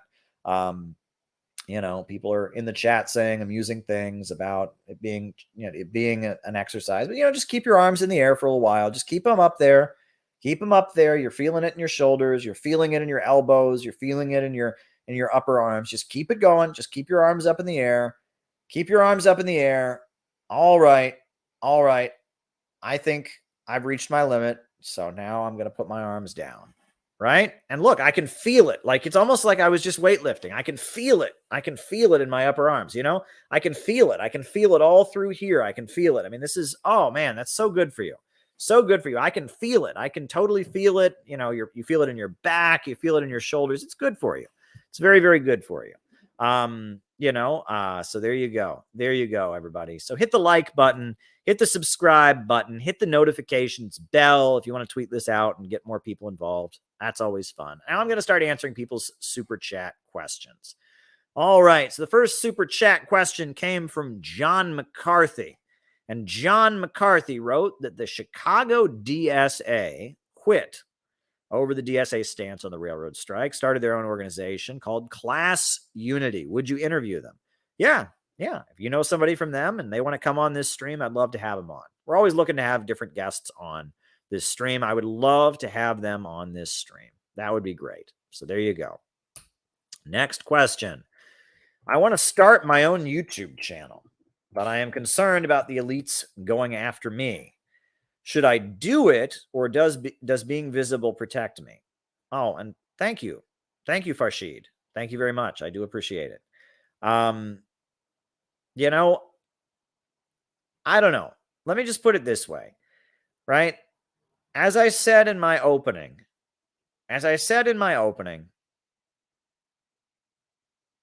you have to find out what job it is you have to play. There are some people, they start trying to do YouTube videos and it just isn't for them. You know, it's just not what they want to do. And so they stop doing it and they do something else. There are some people who do this and they really, really like it. There are some people who do this and they, after a while, they just don't like it or they find it stressful. Or some people who do this a little bit, right? At first, when I did this, I only did it once a week. And then the pandemic happened and I started doing it every night because what else was I going to do? It was a pandemic. You know, but, you know, after a while, you know, maybe this is what you want to do. Maybe it's not. Look, one thing, I love streaming. But I am not good at editing videos. I have no visual skill whatsoever. I edit some of my own stuff, but it's always crappy. You can always tell really well edited videos. You know why? If there's a really well edited video on this channel, somebody else made it. I didn't. I am so bad at editing videos. And you know, people say to me, you know, Caleb, why are your streams not so professional and all that? You know, the only reason we have that opening music is because somebody made it for me. Someone said, Caleb, you need to have opening music. But I'm good at streaming. I'm good at being on here for hours and hours and hours, answering people's questions and telling jokes. And I love doing that. But some people are really good at the whole video essay thing, where they write like a script and they go out and they take like weeks. They will spend weeks filming a video essay. You know, Peter Coffin, he does amazing work. It's really well shot and he scripts it all and he finds clips and all of that. I can't do that for shit. I'll just tell you that. I can stream like a motherfucker. I can stream like crazy. But when it comes to the whole edit your own stuff, video essay thing, I can't do that. Right? There are different levels of capacity, even being on YouTube, right? There are different ways of doing things, right? Some people can really well shoot videos, and even like you make one video a year, but it's really, really high quality and engaging. There are different ways of doing this. Some people are really good at the shorts thing. I know Tyler McConnell, go to his channel, right? Tyler is really good at making shorts. I cannot make shorts for shit. I just can't do it. Look at me. I'm on here talking for 3 hours every night. I can't do shorts. You kidding me? But Tyler knows how to do those shorts. He's got those shorts. There's different ways of playing the game. You know, there's different ways to skin a cat. That's an old expression, right? There's a lot of those old expressions that you don't hear anymore. There's more than one way to skin a cat. What does that mean? Who would want to skin a cat, right? You know, that's awful, awful thing. Leave the poor kitty alone, right? You know, there may be more than one way to do it. Maybe you shouldn't do it. Leave the poor little kitty alone, you know? Don't skin any cats, right? There's more than one way to skin a cat. What else do people say, right? I haven't done that in a week of Sundays. What's that mean? Is that like 7 Sundays? Like a whole week that's made up of just Sundays, so it's like 7 weeks? Is that what that means? A week of Sundays? That's slower than molasses. That's an old expression. That's because molasses, it was like goo or whatever. When you poured it, it was just like really slow when you poured it. It's slower than molasses. Wow, that's slower than molasses, right? I'm trying to think of old expressions that people say. Anyway, slower than molasses. There's more than one way to skin a cat. All roads lead to Rome. When in Rome, do as the Romans do. What else do people say? Oh boy, people say a lot of different things. But there you go. Those old expressions people use. Next question. What do you think about the theory that Ernest Hemingway became a Soviet spy? Would you say he was anti-imperialist due to his support for anti-fascism in the USSR? There's no question that Ernest Hemingway was he was not a member of the Communist Party, but he was in that milieu. He wrote for the masses. There's a literary magazine. I have it somewhere, but the Communist Party, this is fascinating. There was a literary magazine like in the early 1900s. And it was called The Masses. So in the 1930s, the Communist Party USA, they started their own. Oh, it's over there. It's on the shelf over there. So I don't have it. They started their own literary magazine. It was called The New Masses. And it was like the Communist Party's literary magazine that had short stories and poetry and stuff. Right? The Daily Worker was their newspaper. They had The Communist, which was their theoretical journal. And then they had The New Masses. It was called The New Masses, and it was their literary magazine. Ernest Hemingway, his work was published in The New Masses. So the Communist Party, they were promoting Ernest Hemingway. They published his work. You know, So that shows you, I mean, his book, For Whom the Bells Toll, is about the fight of the Spanish Republic against fascism. He was promoting the fight against fascism in Spain. So, Ernest Hemingway, he was not in the Communist Party, but he was like friendly to the Communist Party. He was in that milieu, right? That's a word that I use a lot. Milieu, right? It means like the grouping or that loose. What does milieu actually mean? Let's look up the definition of the word milieu, because there's been a lot of people who, when I use the word milieu, they don't know the word and they call it like milieu. I've seen people say in the communist milieu. Well, it's not milieu.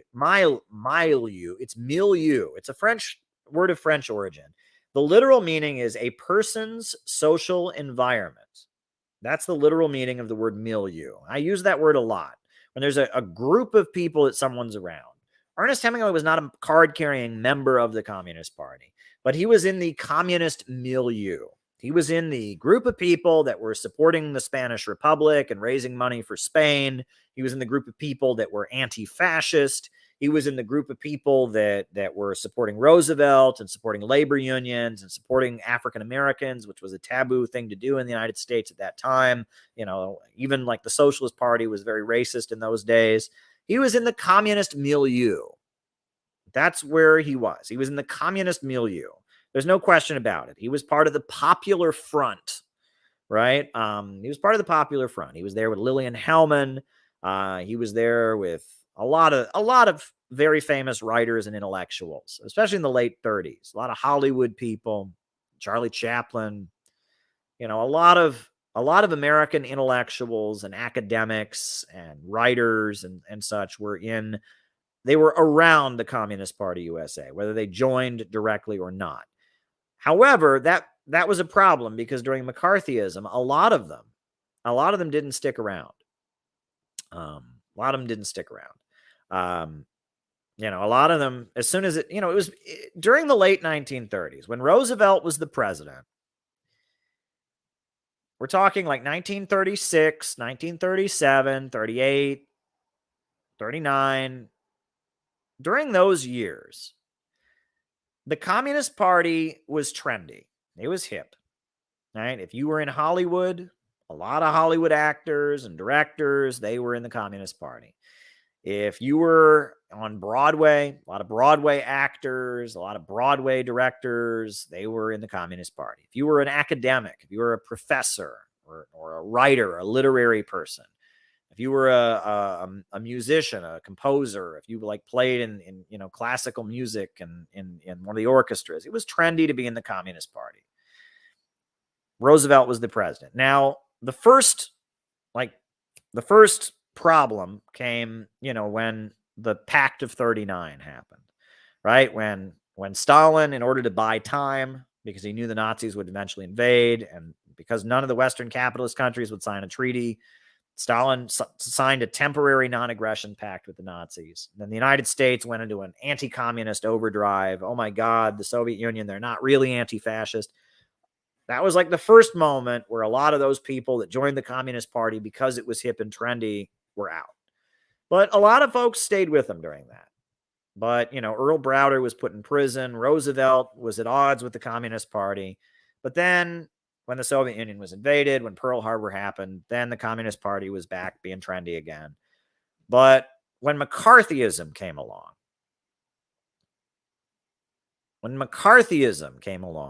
a lot of those people were out of there. A lot of those people were just like, I'm done with this. There was a crew of people who stayed loyal to communism during McCarthyism, but a lot of those people that were just around because it was hip and cool and trendy, they were out of there. And that's something to keep in mind, right? That there are some people who will do communism and do radical stuff when it's trendy and hip. But when, there's a war in Ukraine, or when, you're getting canceled on BreadTube and social media, then all of a sudden they're out of there. And that's just something that happens. It's something to be aware of. And, one story that I've heard about, there's a writer that is J.K. Rowling, J.K. Rowling, the Harry Potter author. Her hero is a writer named Jessica Mitford. The name Jessica Mitford. Well, Jessica Mitford, she is a writer, a journalist. You know, she was from a very, very wealthy family in Britain. And the story is that Jessica Mitford, she was a teenage girl. She was like 14, and she was so excited about communism that she stole a bunch of money from her dad and ran away to Spain to fight for the Spanish Republic. So she stole a bunch of money from her British dad, and she went to Spain to fight for the Spanish Republic. And then after that, she went to the United States and joined the Communist Party USA. And Jessica Mitford, she was in the Communist Party USA, and she was in them, during McCarthyism even. But if you read her autobiography, there's one story in there that you hear it and you just think, what? Jessica Mitford, she joined the Communist Party. She was in the Communist Party of the United States. She's a famous writer and intellectual, and she's in the Communist Party USA. And they're organizing against Jim Crow segregation. And they take a bus down to the Jim Crow South to have conferences against racism. Right? And she's on this bus of mixed race people, white and black, men and women, driven by a woman who's a leader of the Communist Party. They're driving through the Jim Crow South. And Jessica Mitford brings with her a flask full of whiskey. And she's drinking whiskey. And in her autobiography, she can't stand that this woman who's a Communist Party leader confiscated her whiskey. She's like, oh my God, this authoritarian woman who was just so bossy and a Stalinist authoritarian, she took the whiskey away from me. It's like, you're on a bus, a communist bus, driving through the Jim Crow South with men and women, white and black, on the bus. You have with you an open flask of whiskey, and she was drinking whiskey openly on the bus. And the Communist Party woman who was in charge of the bus said, no, you can't do that, and confiscated her whiskey and put it away. And in her autobiography, she's just like, why were they so authoritarian? Oh my God, why are they being so mean, taking my whiskey? It's like, she can't understand that that's, I don't know. It's just, and of course she quit over the Khrushchev secret speech. And the funny thing is, Jessica Mitford, she went on to just become this like famous writer. She wrote a journalistic expose about how funeral homes rip people off. It was like a bestseller in the early 60s. It was called The American Way of Death. And it was a bestseller. It was a big hit. I mean, a lot of people have read it. It's considered a groundbreaking work. I mean, she just exposed how funeral homes, when people are in like a very, they've just lost a loved one, the funeral homes come and they rip people off financially. And she exposed that American Way of Death. She was a good writer, and J.K. Rowling admires her and has written like introductions to biographies of her. Jessica Mitford, an anti-imperialist against the Vietnam War and all of that. But, some people are not party material, they say, right? That's what we used to say when I was in the party. Some people are just not party material. Jessica Mitford, who can't understand why she couldn't open carry, she couldn't have an open flask of whiskey on the bus. She's not party material, as they say, right? If somebody can't get that, and if someone's going to like take great offense at the fact they confiscated your whiskey, at that point, they're not party material. And I honestly, and that's what William Z. Foster said. A lot of these artists and intellectuals and Hollywood people who joined the Communist Party in the late 1930s, when it was cool and hip and when Roosevelt was friendly with the Communist Party, a lot of those people were not party material. A lot of them were people that, they were good folks. They agreed with the party, but they weren't the kind of people who could really give their life to it. They just didn't get it. And, that story, that Jessica Mitford story, that's kind of a good way of putting it, right? Is that she didn't get it. The fact that she couldn't get why, you can't have open carry whiskey on a bus, a desegregated interracial bus. Yeah. So there you go. All right. That's my thoughts on that. Can you discuss, this is an interesting one. Can you discuss the 2008 to the present, China versus California high-speed railway? I mean, I don't know. I mean, China's high-speed railway is far superior to anything in the United States. I mean, I don't have statistics in front of me about the state of California in particular, but I mean, China's poverty alleviation, California is, full of homeless encampments of thousands and thousands of desperately poor people. I mean, China and California are California is at this point, a tragic story of, capitalism and decay, and China is speeding ahead, socialism with Chinese characteristics. I mean, China, they love their high-speed railway. I'll tell you that much. They really love their high-speed railway, and they're good at building it. The China Railroad Corporation is very good at building it. All right. Thoughts on increasing synthetic left, anti-Russian sentiments in the European left groups like Die Linke and Podemos, etc. Yeah, well, the thing is, right, the reason for this, I would say the primary reason that some of these European leftist coalitions, which Die Linke is a coalition. Die Linke is a coalition. There are some people in Die Linke that are like hardline, East Germany kind of people. There are some people in Die Linke that are just, liberals, basically. Same with Podemos and all that. But why are they going in an anti-Russian direction? Because the main voice in Europe that is speaking to opposition to World War III, opposition to being pushed by the United States against Russia is the new right. I mean, there's no escaping that. The new right, Alternative for Deutschland, the Brexit kind of people in the UK, they're the main force of opposition to, to opposing, to joining the US in their crusade against Russia. The new right, that's the main force. And so if you're on the left, a lot of people on the left, their entire orientation is just oppose the right.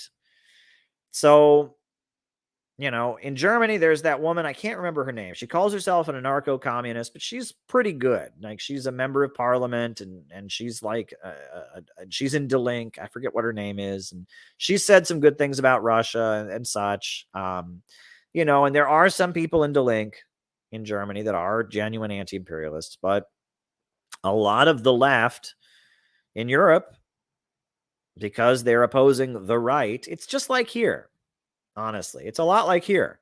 PSL, they have drifted more and more anti-Russia. They're neutral on Ukraine, and they are determined to keep anti-imperialism attached to wokeness, and they look for any excuse to denounce Putin over anything. He insulted Lenin. That hurt my feelings. Oh. I mean, they look for anything to throw to like denounce Russia just to get some points. Why? Because their whole orientation has been to fight the right wing, to oppose the right wing. Well, now is the time more than anything to realize we're not in this. We're not, being a communist doesn't mean you oppose the right wing. It means you oppose the U.S. imperialists. It means you oppose the state apparatus. It means you oppose capitalism and U.S. imperialism. But if your orientation as a leftist is to oppose the right wing, it's going to get really confusing. Right. And then because the right wing, keep in mind, the new right, there's a whole layer of finance capital that supports them, just like Trump over here. Right. Trump represented a layer of American capitalists. I would argue it was the lower level of American capitalists. The big capitalists and the capitalist establishment opposed him, but he represented a layer of American capitalists. And so because he represents a section of the capitalist class, he's going to have more support. So he's, if you're Russia, right? David Fox says it's the same in Australia. If you're Russia and you want to actually not have a war against you, right? And are you gonna throw your support behind some tiny little communist group? Or if there's a big section of people, like big parties with lots of money and stuff that are in the establishment, you're gonna pander to them more. It makes sense to me. I mean, I'm not making those decisions, but I'm just a guy in the United States. But if you're Russia, it's like, okay, now who is going to stop the war? Donald Trump or PSL? Oh boy, who's going to stop the war? Who's going to stop the war? Marjorie Taylor Greene or Brian Becker or Danny Haiphong? Who's going to stop the war? Member of Congress, Marjorie Taylor Greene, or Danny Haiphong, asshole who yells on the internet. Oh, geez, who should we, it makes sense. It makes sense to me. So because of the fact that it is lower level capitalists that are kind of resisting the war drive against Russia, and the Russia knows that lower level capitalists have more of an ability to get shit done than obscure communist groups, that's what, that's what's driving all of this. And people want to moralize this, right? And it's I'm sorry, the countries that are under attack don't, it's like the Molotov-Ribbentrop Pact, right? That's a great example. And all these people are like, oh my God, Stalin's a hypocrite. He signed a treaty with Hitler. Well, he tried to sign a treaty with Britain, tried to sign a treaty with France, tried to sign a treaty with the Western capitalist countries. They wouldn't do it. And he's got to protect his people, right? The Soviet Union doesn't want to be destroyed. So they don't have the luxury of sitting there and going, well, it's immoral to sign a non-aggression pact with Hitler. They don't have the luxury of doing that, right? And Russia, Cuba, Venezuela, Iran, they don't have the luxury of sitting there and going, oh, what's the most politically correct thing to do? What's the most politically kosher thing to do? No, their lives are on the line. They're up against the imperialist system. They're being attacked. They got to make a deal with anybody. Anybody who will possibly stand up and stop the war drive. That's who they got to talk to, because they're under attack. They're under attack. And so, and people don't get that. So, the fact that there's a section of the capitalist class in Europe, the new right, that is not enthusiastic about the war drive against Russia. Well, it makes sense that people whose politics is associated with, I want to fight the right wing, are going to be confused about it. And when Russia has to do everything they can to try and, strengthen that relationship, if there's anybody in the power structure who wants to go against the all-out war drive against them, Russia's got to be friendly with them, right? If it's also going to confuse people. Russia's not the Soviet Union anymore. They don't espouse communism and Marxism. They're not a socialist country. They're an anti-imperialist country. They're aligned with all the socialist countries of the world. They have a very state-run economy, but it's not the Soviet Union anymore. There's no communist international anymore. Russia has to be friendly to anyone who's going to try and stop the war drive against them. Number one. And number two, if those people happen to be right wing, I mean, I'm sorry, why is Russia, a country that's under attack, obligated to say, no, we don't want an alliance with you, and instead we want an alliance with this ineffective, little irrelevant socialist group? It's pretty obvious, right? It's pretty obvious. And it makes sense why the new right is becoming the main expression. And that's why we have to find a way to recruit the new right to socialism. And that's not easy. It's going to be difficult. But at this point, the left is so wokeified and so toxic. The right, you can talk to them. You can talk to the right. You can talk to libertarians. You can't talk to the synthetic left. So there you go. All right. Next one. Now, this is an interesting question, and I'm going to do my best to answer it, but I want to point out something first. The person asks, can you describe the difference between classical Marxism, neo-Marxism, and postmodernism? I'm going to take a drink first.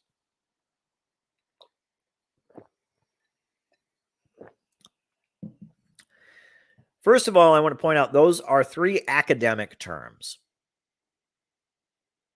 Those are terms used by academics. Socialist organizers, they don't talk about classical Marxists, neo-Marxists, and postmodernists. That's people on the campuses are talking about that stuff. We talk about Trotskyites and Maoists. We talk about social democrats. We talk about anarchists. We talk about Marxism, Leninism. We talk about, 21st century socialism. But those three categories you just listed are all academic terms. That's the first thing. But my understanding is classical Marxism in academia refers to people that are talking about economics. right? It refers to people that are talking about the workers' struggle against the bosses, people that are drawing from Marxist literature to talk about economics and class struggle. Neo-Marxism is a term that refers to people that draw from Marxism but consider themselves to be part of the new left academic trend. People that are talking about feminism, people that are talking about sexual liberation, people that are talking about the Frankfurt School, stuff like that. They're still Marxists, so they call themselves Marxists, but, you know, like neo-Marxism is more like Adorno kind of stuff. It's like Frankfurt School kind of stuff. It, you know, Adorno, the authoritarian personality. What does that have to do with what Marx wrote? I mean, you could argue that it's about, it's about, you know, alienation, but it's like it's a new thing. It's about like it's a new thing, but it's new left analysis. It's opposition to conformity and Cold War conformity and mass marketing consumerism, blah blah blah blah blah.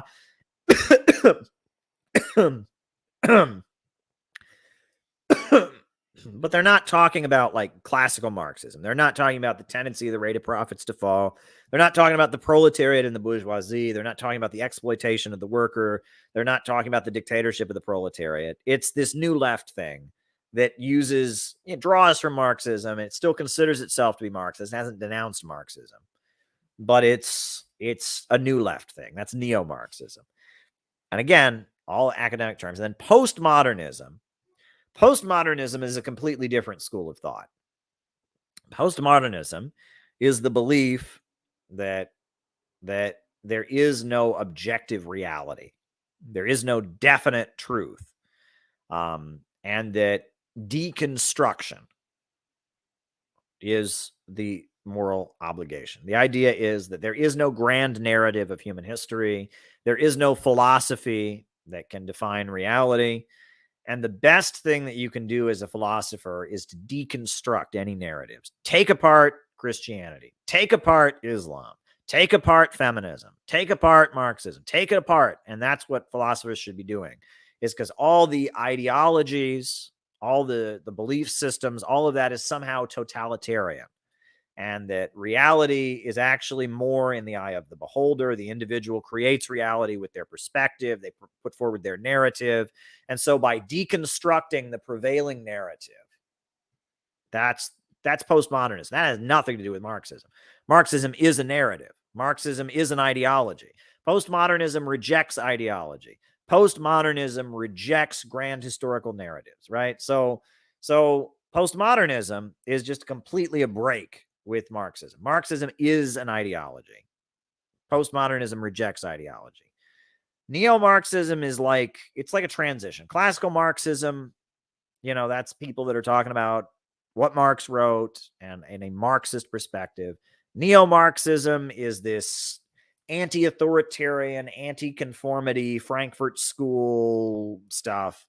And then postmodernism is just complete rejection of ideology. And all three of those terms are academic terms, mind you.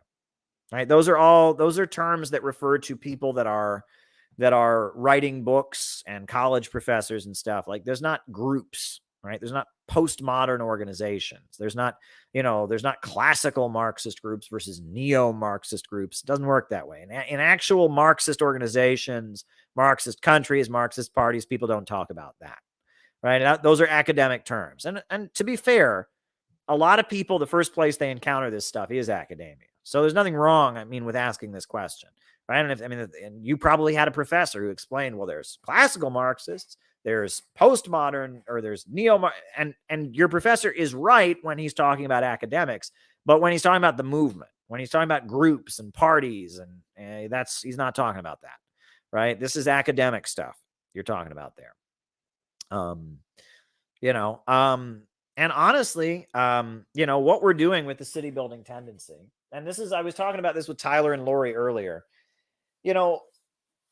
Marxism, if you want to know the perspective we put forward with the Center for Political Innovation, go read our textbook, We Are City Builders. 21st century socialism, the global communist movement has really matured and adjusted, right? Okay. All right. I have a feeling that's not true because there's a lot of corporations that are like individuals. You can register a corporation.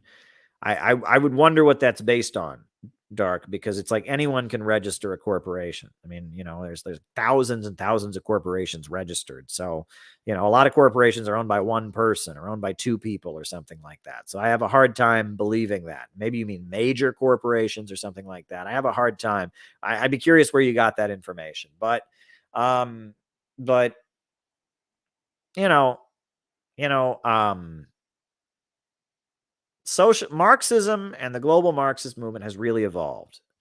And it's changed over the years. I mean, market reforms and, Vietnam with their socialist oriented market economy, China with socialism with Chinese characteristics and Deng Xiaoping theory, and Bolivarian socialism in Latin America, and Ba'athist Arab socialism in the Middle East. 21st century socialism has really changed. I would encourage people, I've been pointing people toward the work of Marta Harnecker. Do people know Marta Harnecker? Right? Marta Harnecker. She was a Chilean. She spent a lot of her life in Cuba. She died in 2019, but she was one of the main ideologues. She was an important intellectual in like Latin American communism, but she was the writer who kind of pushed, laid the ideological groundwork for Bolivarianism. And when she died, the New York Times wrote an awful obituary about her, about how she's the old authoritarian communist way. And, there's this new woke socialism that's so much better, but she's the bad kind, like Venezuela. Marta Harnecker, right? I would look into her stuff because she was a very important intellectual in kind of laying the foundations. She came out of Marxism, Leninism, and she was very pro-Cuba and associated with Cuba. And she kind of laid the ideological groundwork for what Hugo Chavez did and what, Bolivia did, etc. Right? And she was a very, very important intellectual. I would check her work out. If you want to see that, like, Marxism in our time has really evolved and changed over the years. And it has adjusted. And we're not dealing with classical, I mean, I love William Z. Foster and I love Gus Hall and I love the old, Communist International ML stuff, but that's not where it's all at, right? I mean, there's a paper from Vietnam that I frequently find myself recommending to people. I'll post it in the chat. It's very good. This is a document written by the official, like, Communist Party in Vietnam. I mean, we'll just pull it up here if I can find it here. Socialism and the path to socialism. And this is, in 2012, the Communist Party of Vietnam presented this great paper. This represents, modern thinking on socialism. I'm linking it here. It's a very, very good paper from the Vietnamese Communist Party, right? What their understanding of what socialism is and what it stands for. It's a great document. Go and read it, right?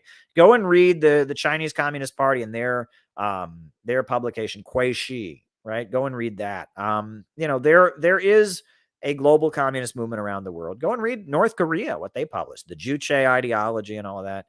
Socialism has really evolved and changed over the years, right? And, religion is much more widely supported. And, Fidel Castro started calling himself a Christian in the final years of his life. Bolivarian socialism is explicitly Christian in Nicaragua and Venezuela and Bolivia and other places. The market sector and the role of the market sector in building up a socialist society, that's been widely acknowledged. And, the global communist movement is it's not stuck in the past, but it's also not doing the weird academic thing, right? The weird academic thing, I mean, is completely detached from it. And there is a widespread current of people that, that draw from Marxism, Leninism, but are actually running governments around the world, that are actually in power. There's a lot of African countries, Angola, the MPLA, that's a communist party that's running Angola. South Africa, the South African Communist Party is a very big part of the African National Congress. You have the Economic Freedom Fighters, the EFF. They're a communist party that's got a lot of power in South Africa. And Kerala in India, the Communist Party is a very important part of the government in India, in this region of Kerala, Vietnam, Cuba. I mean, there's many parts of the world, Laos, where communists are in power and they are blazing new trail and they're doing things a little bit differently. And it's not as hardline and, ideological as it was, it's not as, as Cold War-ish as it once, it's not like it was in the 1920s or 30s, or even as it was in the 60s and 70s. Communism has changed a lot, but I guess the important thing I would tell people is you got to attach yourself to something real, right? I mean, socialism, like in that Charlie Kirk clip that I just showed you, that's worthless. If no country in the world is socialist, what are we doing? What are we doing? I mean, at that point, if socialism is just this thing in your head, I'm sorry, but it's like, I mean, we can criticize China, we can criticize Vietnam, we can criticize Cuba, we can criticize Venezuela, but if we don't attach ourselves to a real socialism, if socialism is just, I think the world should be neat, anybody can do that. Anyone can do that. Anyone can sit there and go, my ideal, and I get that question a lot. People will say to me, Caleb, what, when they're asking me, they'll say, Caleb, what is your ideal world? Like, that's not a relevant question. What is my ideal world? And I mean, I guess if I had to answer that question, I would say, well, a stateless, classless world, a world with so much wealth and abundance that inequality faded away. We didn't need a government. And so they'll sit there and they'll say to me, well, they have a government in all these countries you support, so why do you support them? And I said, because this isn't about my ideal world. This is about really existing social forces. And if you don't attach yourself to really existing social forces, you're not really involved in anything. You're just, it's just intellectual masturbation at that point. And I mean, there's a reason that Karl Marx supported Abraham Lincoln. And there's a reason that, there were a lot of people that over the years, had differences with the Soviet Union or whatever, but they aligned with it. They understood that it was a higher form than Western capitalism. And this is something I see a lot of, is people who just sit there and they don't get that Marxism is about making change in the real world. And Marxism is about attaching yourself to real social forces to try and push back against the injustices of the world, to try and advance historical contradictions. And when people start saying they're socialists and communists and they're not attached to anything real, why? Why do that? I mean, you might as well say you're a space alien. Say you're a Klingon, right? Say you're a Martian, right? I mean, it doesn't matter, right? When your socialism is just this vague idea in your head, or when you sit there and you say, well, China used to be good until Mao died, and the Soviet Union was good until Stalin died, but or you sit there and you say, well, the Soviet Union was good until Trotsky was out, and then for like 5 years after the Russian Revolution, things were good, or oh, well, I like Cuba, but I don't like any of the other countries. I mean, you're not being relevant, right? When you're not attached to something real, when you're not aligned with really existing social forces, when it's just like some kind of interesting idea that you like to talk about with your friends, it's not, I mean, there's nothing wrong with doing that. Nothing wrong with doing that. I mean, you can do that. I mean, no one's stopping you from doing that, but that's not what it's about. And that's not how you make yourself relevant. To make yourself relevant in the world, to actually make a change, you have to be attached to really existing social forces. You have to attach yourself to forces that exist. Right? Countries, mass movements. And you have to try and influence them and try to make a difference by attaching yourself to them. And that's my advice to all of you. And that's what we're trying to do with the Center for Political Innovation. We are trying our hardest to be relevant, to insert ourselves into history, to take history into our own hands and do so in a realistic way. But in order to do that, you can't just sit on the sidelines and say, well, my ideal world is one in which you can't do that. That's not what it's about. And there's a book written about this called Socialism, Utopian and Scientific by Frederick Engels. And next week, our CPI edition of it, with an introduction by myself, is going to be published. One of the most important books in the history of Marxism, Socialism, Utopian and Scientific. So I've got that on my mind. I just sent it to the layout guy today, waiting for the cover design, and then it'll be available. So that's why I'm thinking about that. But, we got to be more scientific. We got to be less utopian. All right, folks, a new upsurge in the struggle against U.S. imperialism is now emerging throughout the world. Ever since World War II, U.S. imperialism and its followers have just been continuously launching wars of aggression. But the people of various countries have been continuously waging revolutionary wars to defeat their aggression. While the danger of a new world war still exists and the people of all countries must get prepared, revolution is the main trend in the world today. And while the danger of a new world war still exists, and the people of all countries must get prepared, revolution is the main trend in the world today. Good night, everybody. Good night.